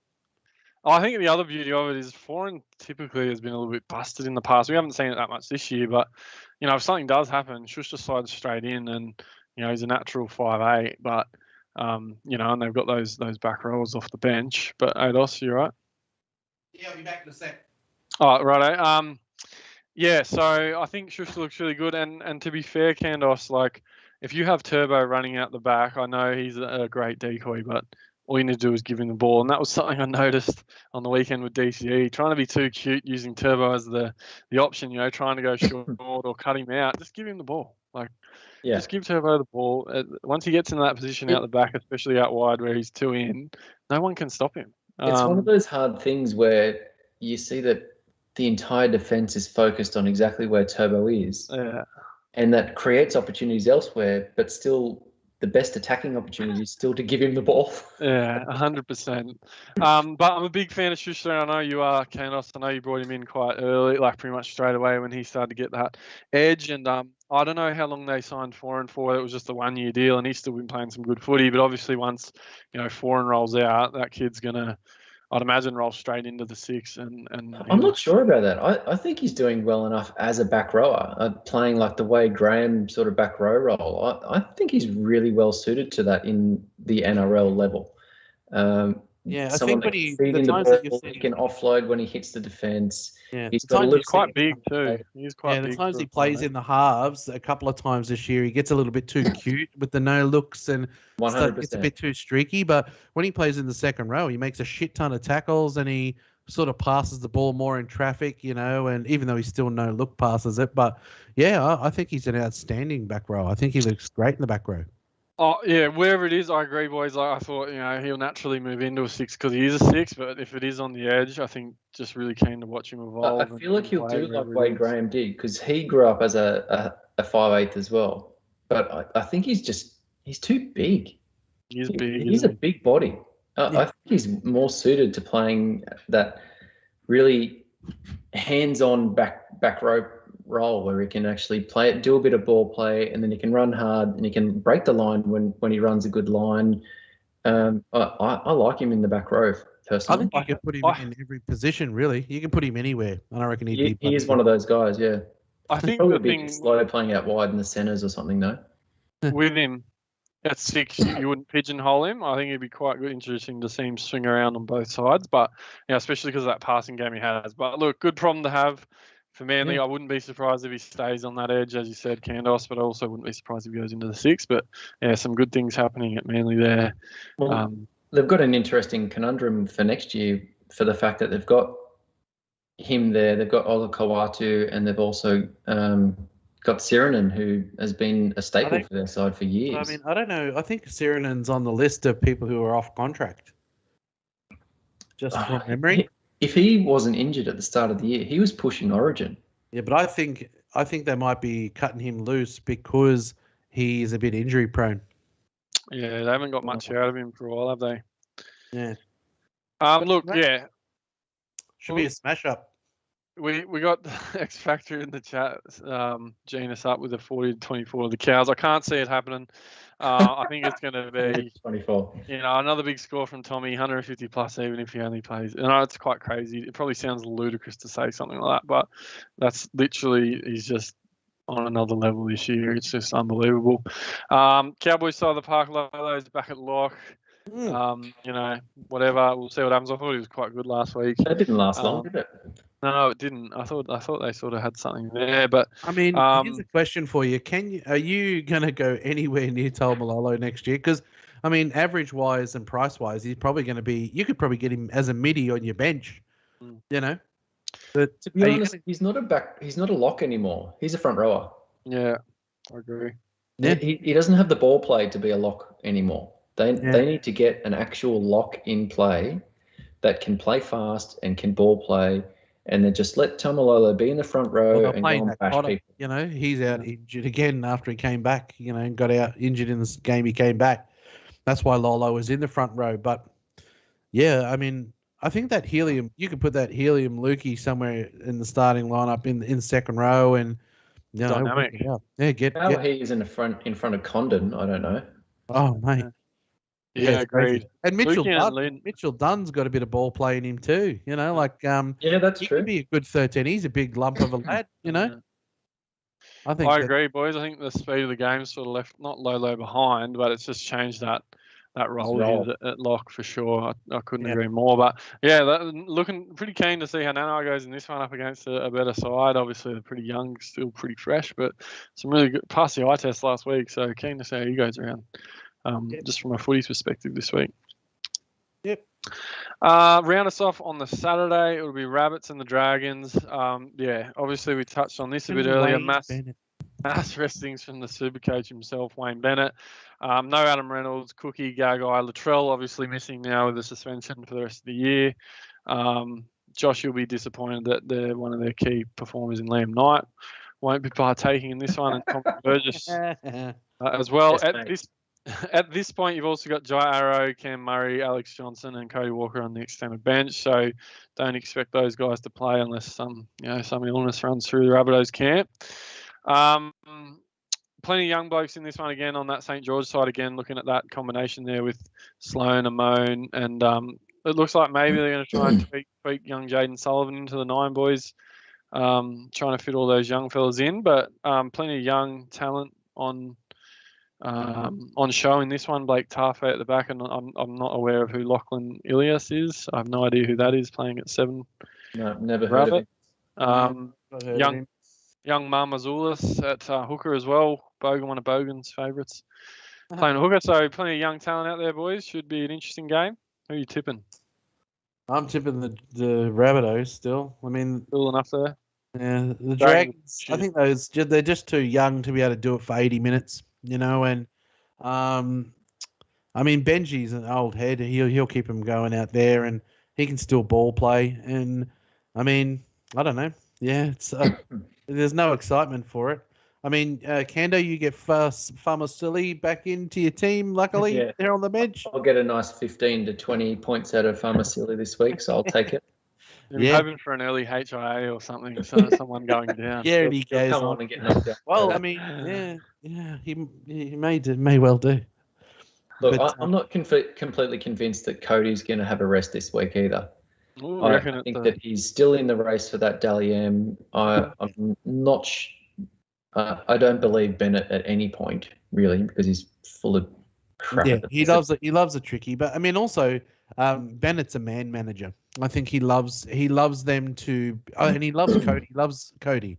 So I think if Cody's a chance for the Dally M, I could not see Bennett standing in his way, because I know, they love playing for Wayne and Wayne loves them. I agree. So there's a possibility that, I think if Cody gives him the nod and says, I'm going to go out and put this on the Dragons and get 3 Dally M points, And look, this is another IPAP situation where everyone owns him, but the fact that someone that might not have a 17-man team this week gets Cody in, that gets them closer to that 17 mark, and that still benefits them more than someone that already has 17. Yeah, I mean, I would take IPAP and Cody Walker to add to my 13. Very nice. Well, that would easily mean that I can bench Famasili, so that works out well. Yeah, but I mean, look, Bennett, you look at their extended bench, it's all the big names, so I don't know. We'll have to wait and see. It's one of those rounds where you never know before kickoff. It's just, you have to wait and see. Maybe it would have been nice if Adokar did back up and he was giving AJ a bit of run for that top try scorer award, but that's the all done and hamstring. dusted now. Yeah, it's all done. With Yeah. Adokar. So I'll take AJ getting 125 points over the last 2 rounds as a non-owner. I'll take it. it could have been 250 plus potentially. So he will. Exactly. So that'll be interesting to see some of the young talent on show in that one. And then the first game on the Sunday, boys, will be the Titans taking on the Warriors. And depending on what happens over the course of the weekend, there's a very, very small possibility. Well, not a small possibility. I mean, the Titans could be playing for a top 8 spot in this one if Cronulla get rolled by Melbourne and the Chooks beat Canberra. They know what they got to do. Yeah, so they're very plausibly a chance for the 8 if things go their way. Which very potentially could happen. So no outs for the Titans, I don't believe. I think they've just got what have we got here? Proctor here might be carrying a bit of an injury. Just Brimson missing, really. Yeah, so Brimo is missing. Jaden Campbell still at the back there. David Feeder off the bench again, so it looks like that's just going to be the role to finish the year for him. It's just a scary watch because he doesn't come on until like the last. It was like 8 minutes left of the half. It's really late. He sits in minutes. for a good half an hour. Yeah, and then he comes on and has a good run and nearly scores what he does in some goes games. in half time as the highest Supercoach scorer. With his one run. So, look, you got, I don't know at this point, as I said, Fifi's probably the main one. I think Mofo's having a great year. He's just not getting the minutes. I think I heard he's got a bit of a knee issue, so that's why he's not playing. But I think he's having a great year. Everyone was hoping for Marju to come in, but yep. I don't even know for the life of me. What did you get out of Sammy last week? I think he scored actually. 75. He scored a try and scored 75. But yeah, a bit rough there. And he's on the list. He's on the list at least. He's on the extended bench. So yeah, he'll take that. Yeah. Peachy in the 6 again. So I mean, I think they got more to play for, the Titans. And I think Lodge got off his charge, didn't he? He did. Did he get off? Wow. Yeah, he got off. Yeah, so. That'll be helpful because I think he's pretty well owned, for people. Adam Fanua-Blake's been bloody outstanding. He's a great front rower and good Supercoach, output as well. Absolutely, those two boys in particular. Curran as well. Obviously, hope everyone will be hoping he's backed up, whatever the issue is he has there. But yeah, boys, I mean, I think there could be some points in this one and potentially a big game. I agree, Kando. I don't know why they're chucking Peachy in the halves there. I would have Sexton in there every day of the week. Sexton was playing really well. He looks brilliant. He's the future. He's the future for him. Like, he's a bit of a madman. I mean, I guess sometimes it works feeder off the bench, but you're potentially going for a top 8 spot. I mean, would he say that all of the use of David for feeders helped them get in the 8 this year, or do you think that maybe he said we could have won a couple of games that we lost if we had not done it? I don't think he's earned his pay packet whatsoever. Nah. So, I don't think he's gonna change. I think David Fafita will start from the bench. I think the coach thinks that's better for the team. I just think you got a player who, I know David's lazy, but I would be trying to find a way to motivate him to go on and start and play 80 and to be more involved. And, you could say, Dave, you're earning 1.2, mate, and you got to play like 1.2. You can't have 5 runs a game, you look at Payne Haas. So, I know he's a front rower, but look at a busy second rower, He's one of the guys that can change a game. We've seen what he did against South earlier in the year. But even just for the fact of what he was doing for the first 15 rounds, he was doing it. He knows what he's got to do. I mean, he's still a young bloke as well. I'm not trying to excuse him, but he's still quite young. So it's just sort of a bit of origin there, and he got injured as well, sort of taking its toll. Who knows what's going on behind the scenes? But I mean, the way that he's playing now, this part of this year, if he starts like this next year, he won't get picked for Origin. Yeah, look, and as long as he comes on when he comes on and shows a bit of energy and does get involved, even sort of that seems to be lacking. He takes that run, but he still doesn't sniff around for it enough. Well, that's the thing that I feel like they're kind of missing the mark on, is the fact that he comes on at that 30-minute mark, but he still plays exactly the same. Yeah. He could play He 80 comes on minutes. and it's exactly like the same 5 minutes footy. before he takes a run. You get a run Yeah. 3 minutes from half time. Yeah. So look, you might as well have him on there for 80 minutes because he's going to play the exact same way. Yeah, Whether You he just plays may 80 get one minutes more or he run. plays 50 Yep. minutes. yeah, exactly. You're right. He doesn't even Um, make tackles. He's it's just bizarre. It's Uh, bizarre. I mean, if they're going to win this game, they will need him as well. He'll be a player that could be the difference. So hopefully he gets on early and can cause a bit of damage. But again, a lot of people own him. So Yeah, so it doesn't really matter too much. But one bit of good news is that Curran has also survived another injury scare to be named again this week. Yeah. Yep. So obviously, I don't know how many people, a percentage of people own him, but yeah, good signs there because he looks like Adolf said earlier, a guy you'd potentially be looking at to start next year the way he's been going. So Yeah. Well, I think he's probably Averaging going to be 70. overpriced to start next year because he's Yeah. had such a good run. yeah, It will be He will. expensive, but we might find it hard. Like there's a lot of question marks over Fafita, Maddo with his HIAs and even suspension. Like and he's in a minute share. Like you may not want to start with him. Yeah. But yeah, Well, before last week, to put it in a bit of perspective, even though Curran has had games where he's been injured, where he's had HIAs, he started off the bench, he's averaged more than Cameron Murray. Yeah, it's Oh, great. wow. He's a weapon. Yeah, he's a dead set weapon. Like But I said, that was before last week. I think Murray might have just pipped him after last week because Curran had that lower score. But before last week, Curran was sitting as a higher average than Murray, which Yeah, You I mean, had if I said knew that you would Curran have at the asked start anyone of the who year. averages higher out of those two, and they would have all Yeah. said Murray. if I knew Curran had good minutes and he was starting playing close to 80, he'd be very tempting. Same with Ewan Aiken if he's playing in the It's second that round job too. security thing. Yeah, that's right. But it should be a good game, and not that I'll be happy if the Raiders lost and Cronulla Sharks lost. I'll be happy if the Cronulla Sharks lose. Fucking hate them. But but the Titans will know. I mean, I can imagine the Titans going out and putting in a shithouse effort if they're no chance. Just quietly. Yeah, it could be a bludger of a game depending on what happens. We'll have to wait and see. And then to finish it off, boys, it'll be an absolute blockbuster to finish the NRL. You can talk about that Season. blockbuster while I take a leak. The Tigers Oh, taking on the Bulldogs to round off the year. What do you say about this one? Ados, another bludger of a game. Yeah. Nothing to say. Nothing to say. I mean, look, you news-wise, Utikamano's been a little breath of fresh air since he came back from Origin. I've been playing Sean Blaw ever since I didn't have Angus. I was holding Angus and stuff, so he's been going out and getting his 50s, 55s, which has been good.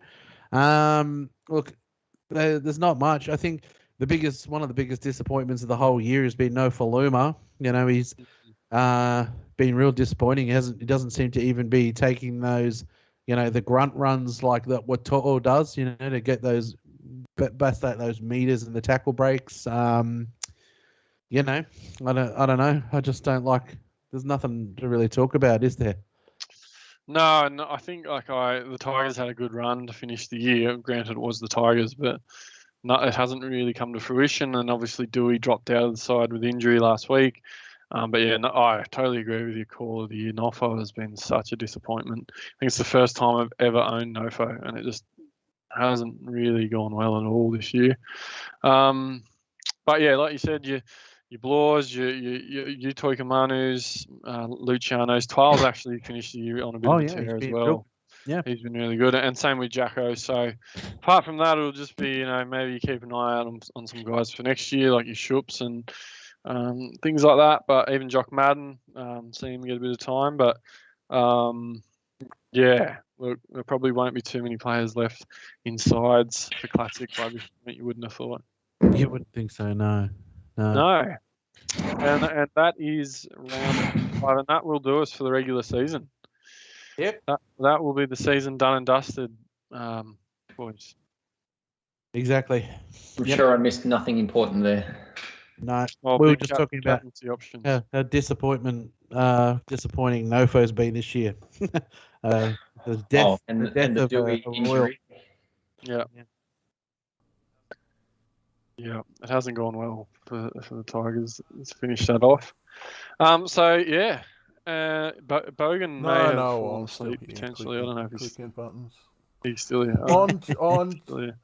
You're Thanks, doing well. Josh King, for making an appearance He tonight. Hey, he he's made made an an appearance to appearance. go. He's We're given having a his word. meltdown here, and then left immediately. So I know you could have even had a light on so that we had a better picture of him. But, you know, It just looks like he's sitting here listening attentively, like really excited about listening to the show.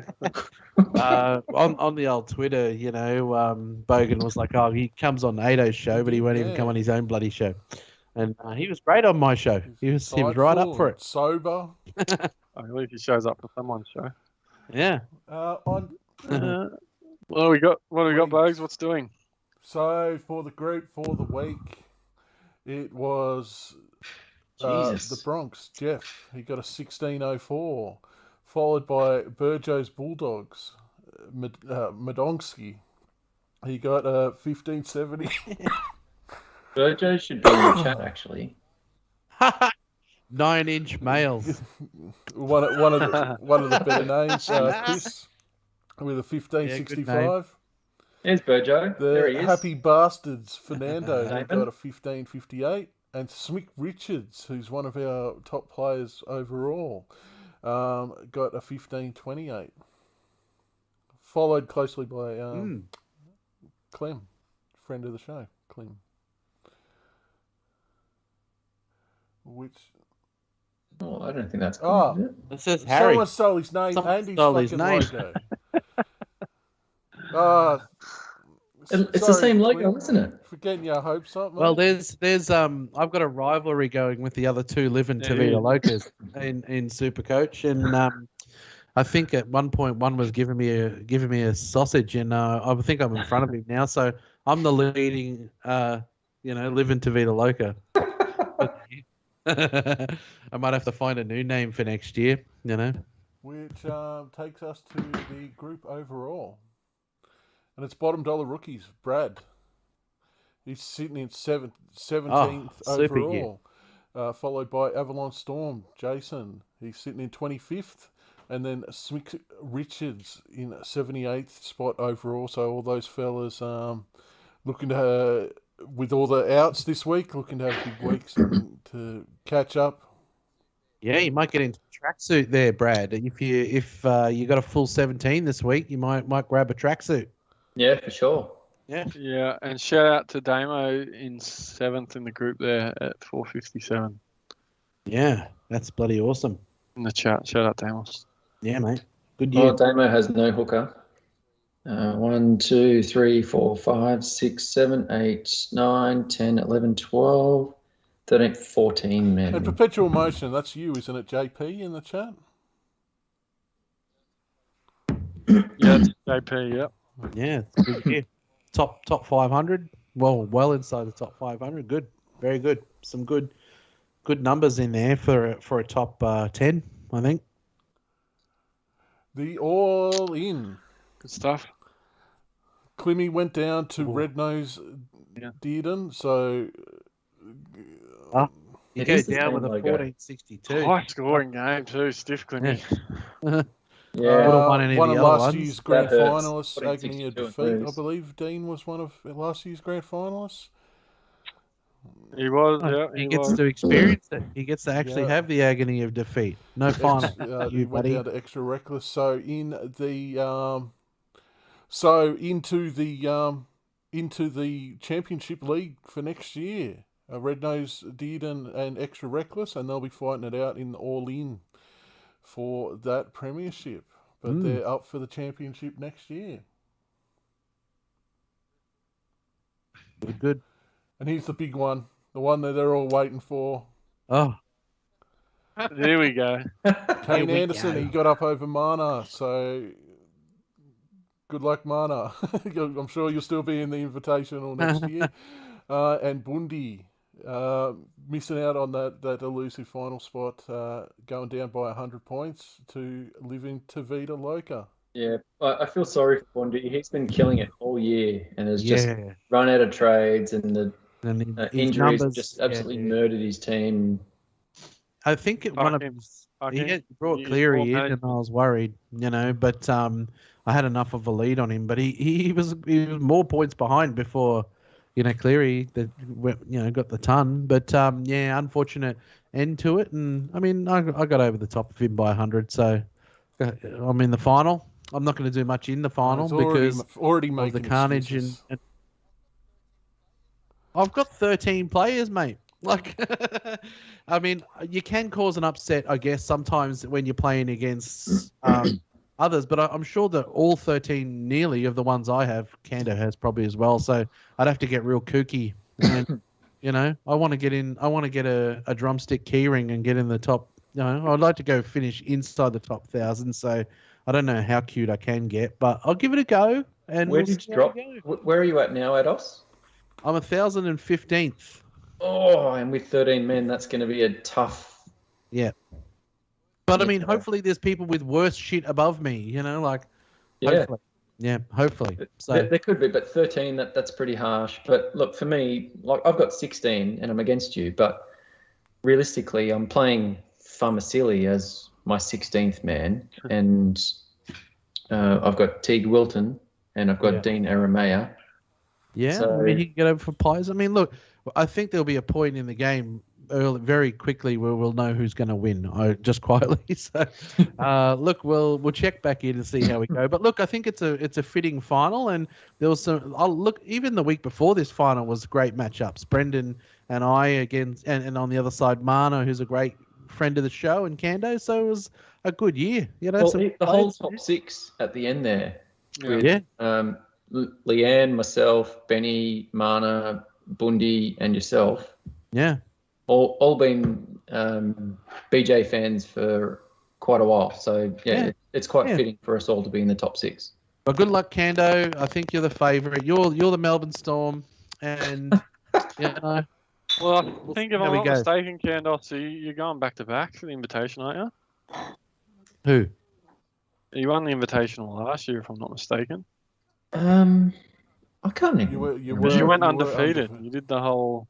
Did I do the whole season? Yeah, you did the whole season and the whole final series. If I'm I not didn't know mistaken. whether I got through the whole finals. I knew I got through the whole normal season. I'm pretty sure if we go back and check the records, Yeah, you'll find. So look, I will reserve my. I'll do some analysis tomorrow at some point, and I'll see what we can come up with. yeah. I mean, I I'm gonna- look forward it's to gonna the be so Hampton disappointing. analysis on Facebook. I'm gonna Always a good read. lose the draft final and the BJ Invitational. I'm gonna lose that as well. So I'm gonna make two Well, finals the- and get a Oh, donut. look, Both. Yeah. Don't forget the Turbo Thank- Sammy's Cup. Thank, Yeah, Yeah, I'm thanks gonna get a for, friggin' donut. thanks on for that. Well, I mean, spoiling look, the that. next one But- for the fifth time. Oh, But sorry. Ados, if you get a chicken wing or a drumstick keyring, it'll be all forgotten. It'll be all worth it. And look, in the Turbos Hammies, I think that's a fairly strong finish to make the grand final because there's some bloody good Well- names in there. Mate, it's impressive to get there.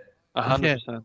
I mean, I bumped off Tim Moody, who's in first in the first week of the, of the finals, and went straight through to the prelim. So, I Just had- You'll end up with some- 66 last week.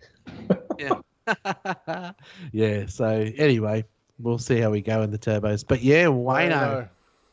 He put Got him. out a nice score for draft in the last round. Had a lot of good scorers in there. He had Kickow in there and just kicked on at the end. And I wasn't even predicted to go even close. I scored pretty much my projection. So congratulations, Wayne. He's a good bloke, Wayne. Every time you talk to him on the socials and that, and a deserved winner. He went through. He had some good results in there. I think it's the second time he beat me in this fucking group. He beat me in round 22 as well, the bastard. So good on you, Wayne mate. gets the You're way better championship than- ring. Brent, you got the ring there to show. That's already in the mail. Oh, it's I've already been in on touch the with way. him. Um, good on you, mate. It's on the way. And what was that? How organised are you? Mate, it's the only thing I fucking did well this Oh, year. sorry. In Supercoach relations.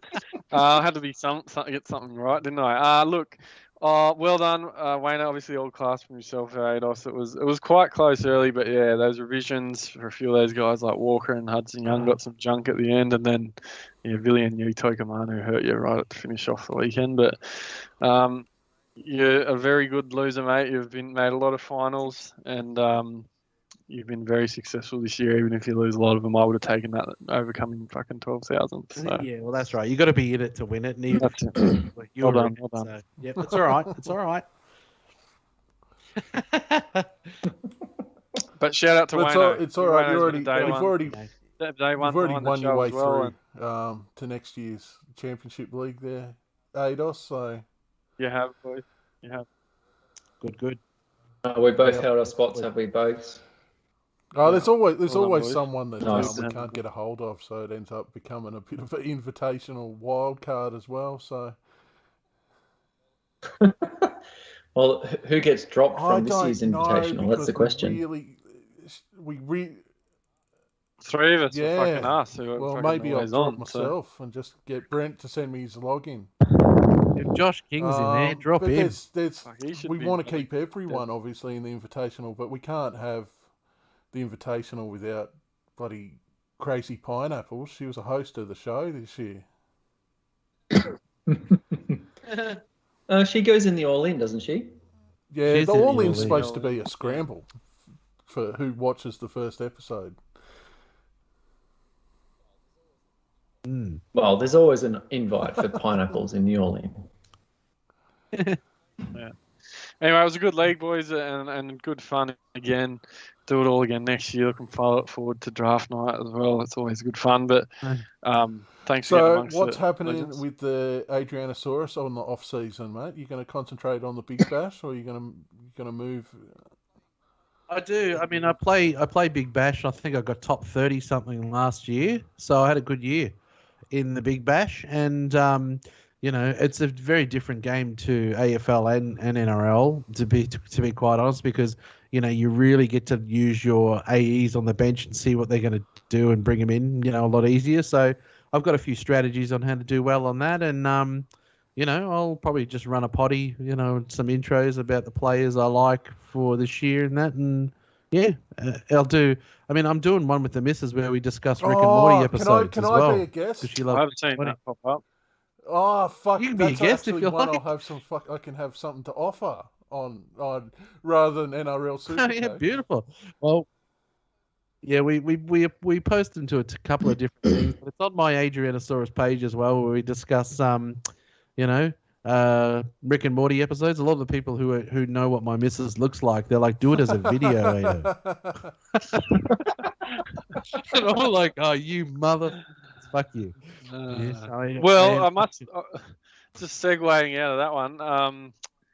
Candos is quite an astute BBL Supercoach as well, so we might have to jump on with you, Ados, at some point. Yeah, I'd love to. I actually don't know. We'll have to do a BJ on Game Day League. I finished about 150th last year, but Addo touched me up, and I think you. What did you finish, Hampton? Were you in front of me as well? I scraped in the top 100 because I ended up getting all the KFC gear and a voucher, and because you were flying. You were way ahead of us both. I finished season, and then Ados got you right at the end, and I still stuck just behind you. Yeah, all I wanted was that KFC voucher. That was it. Finish top 100, get the voucher, get the. I'll tell you what, I kept the key ring. I've just the other day dropped off the cricket set to Vinny's. We've got no kids here. And I gave the KFC off to a friend of mine. I mean, it was like a little cricket ball. It was pretty good, but and the socks as well. I got the socks still. I gave the cricket set to my nephew. I was quite surprised for top 100. It was quite a good price. I got the socks from the NRL last year, but not from the. They're the ones I want. I want the NRL ones. I fucking don't know what's going on in the cricket. It's just fantasy, so like playing. But yeah, I'll get you on the show, and because I think there's a certain way to play BBL so that you do well, and I guess it's kind of like this year in NRL Supercoach, you kind of the things that you used to get you up the ladder don't get you up there so much now. Like there's a lot more people that know how to play it and play it well. Yeah, so sure. In the BBL, there's at least a chance if you've got a couple of the clues of how to do well at it that you can succeed. Definitely. Yeah, I mean the scheduling is really hard to deal with as well because That's your the big round, thing. and it ends on a Tuesday, and then the next round starts on a Wednesday and whatever. So, yeah, I'll do something around that area, and we'll get you on, Bogues, to discuss. We just discussed episode 2, which was Lawnmower Dog So you're last still in night, the early. You're still in the early where seasons. the dogs take over. Yeah, we started. Yeah, we're in the early days, and you know, Kimmy being a psychologist, she covers the psychology of the episode, and I just talk about dirty old Summer who wants to sleep with. Come on, old man, let's have an intergenerational sandwich. You know, like I do cover all the nonsense in the episodes. I don't know what the fuck you guys are talking about, but Well, it all sounds back to good. great show. Supercoach, a bit of a shout out to Timmy Moody, who's 404 points in front at the top.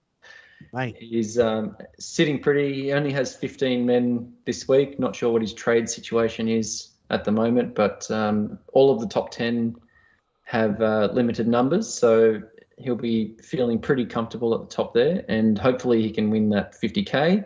Wow. I know that it will be able to do a fair bit for his life going forward. He's got some plans for how he's going to use that cash and make his life better going forward. So yeah, good on you, Tim. Looking forward to seeing how it all pulls up next week. Another shout out to the Supercoach Hub on Discord. It has links to all Supercoach information, team lists, injury news, anything you really need to see is on the Supercoach Hub. So you can message me on Twitter to find a link to that. And yeah, hopefully we can all get some decent numbers for the games on the weekend. Go ADOS, because Definitely. I don't want to have a random on the show that I've never talked to before. In the Turbo's Hammies Cup, that was the deal, wasn't it? That whoever wins that does a podcast tour of who's involved. Oh, yeah, it'll be the SC Spy. He won't want to come on because his identity. I'll just do it. I'll just do another. I'll find another cat picture to put as their avatar. Nah, he's good. He's a good bloke, the Spy, and he's good fun too. He doesn't mind a bit of a laugh. So, he knows my team, so he's like, yeah, I think I'll have an easy win. So, you know, good luck to you, Spy. Been a pleasure having you in the, and he's had a super year too, hasn't he? He's in the top. He's been killing it this year. Yeah. So, and he's got crazy good depth. Like last week, I had 17. I just had a quick look at the Spy, and he had 4 players on his non-players, and they were all scoring 70s and 80s. You know, so I think he's going to have a 17 this week. So yeah. I think he's got it. I think he's got 6 out, so that means he's got 19 available for this week. Only 19, you poor bugger. Yeah, rough week for him. Yeah, but yeah, good on you, Timmy Moody. You deserve it, mate, and enjoy it. I mean, I don't know about over the years. Like, what's the longest out from the final that someone's been in first and held on? Probably Wilfred's run, I think. Yeah, I think he went early. The boys posted it in the Turbo's Hammies Cup chat. I think Wilfred was in front from like round 12 or something like that. Where Timmy hit the front in round 18 this year. So it wasn't quite as long. I think even Des was in really early. He lost it for 1 week. He went from first to second at one point, but then got it back the next week and then held it the rest of the way through. So just with the ceilings of this year and how much you can make up in a week, it's a bloody amazing effort, right? I reckon. Exactly right. The fact that he's been able to maintain that lead with how volatile the scores have been is an incredible effort. It's the most anxious year to win Supercoach. Oh yeah. And to hold on for from round 18 onwards, you couldn't be any happier for that. If it didn't go that way, that it was that person that won it, you'd just be so upset. You'd be so disappointed. So good luck and fingers crossed you just hold on and get the well-deserved prize money in first. Absolutely. All behind him. I think that's about it, boys, unless you've got any other shout-outs or anything you want to mention. Nah. Josh King, thanks for coming on, buddy. It was, I mean, this felt very Josh King of this year. It was the perfect way for Josh to finish. Made 2 hours. King must have been on. It sums it up well. Yeah. Bogan, mate, thank you as always. You've been what would you say? The you've carried us all year, especially myself, mate. All the preparation you do each week, all the He's the graphics and puppeteer. everything. You know, Puppeteer. it's all Bogan, guys. 95% of what you see is all Bogan's effort. So thank you, mate. Really appreciate it. To everyone that's tuned in throughout the season, thank you very much. The guys that have jumped on, yourself, Ados in particular, a number of times, and yourself as well, Candos. I think Climmy's jumped on. We had Taylor at one point. Anyone else that I've forgotten, apologies. But thank you all for getting on and having a chat throughout the season. Look forward to next season, and yeah, thanks everyone for the support. Looking forward to a bit of a wrap up next week and a bit of a break. The wrap up yeah, won't be we'll next do it all week. again. Yeah.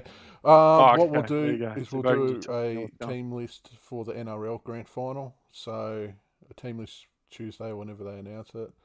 So it has a little bit of hype to it, and we'll wrap up the season and preview the Grand Final. So we'll preview that game between the Storm and the Penrith Panthers, and that'll be it. I think I'm gonna go. I reckon it'll be Storm and Manly. All right, let's hear them. Let's hear them, boys. What do you got? Storm, Manly, who wins it? I think the Storm will win. I can't see anyone other than the Storm winning the premiership. It's just who joins them there, and I think if Turbo goes out and he's in the mood, which he seems to be every game, and the others just run with him, they can really give the comp a shake. I think it's not going to be as easy for Melbourne. I think Melbourne need to put Hines at fullback and start with Cheese if they want to get back to that, the real slick business. But I think there's more in it this year. I think you can put a line, Bogan, but through Souths. At But your peril, mate, I think 'cause Manly, Latrell, as you mentioned pre-show, Latrell's Manly, been suspended for 10 weeks this year, so Souths have done pretty well without him already. yeah, not past prelims, not in recent times.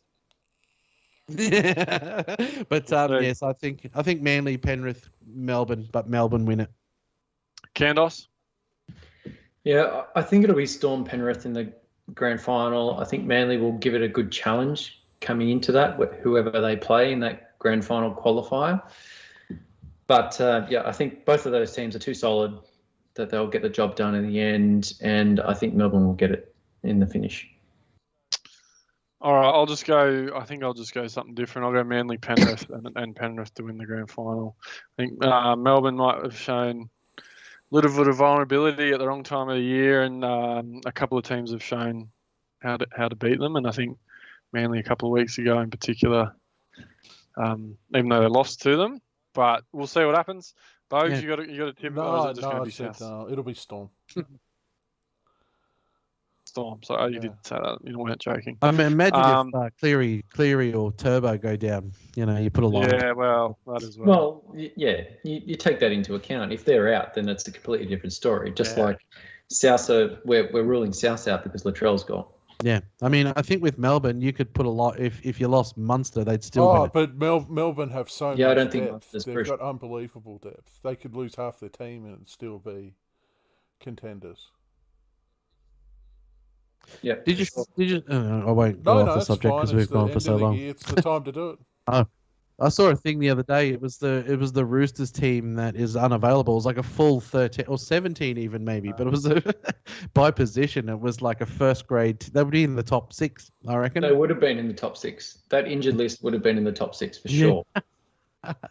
Wow. Yeah. So I mean, it's a big achievement. However, they finish up the year as well, for what they've gone through. But Yeah, any Roosters fans that are out there, regardless of how the rest of the season goes, has to be proud of how their team's pulled up for the year.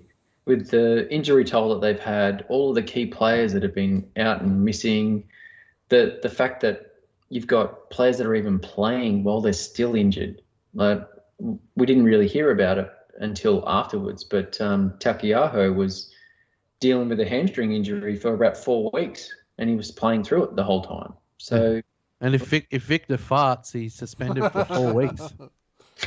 They'll have to get him in a team with rubber. To be fair, if he stopped hitting people in the head, he'd probably be fine. Mate.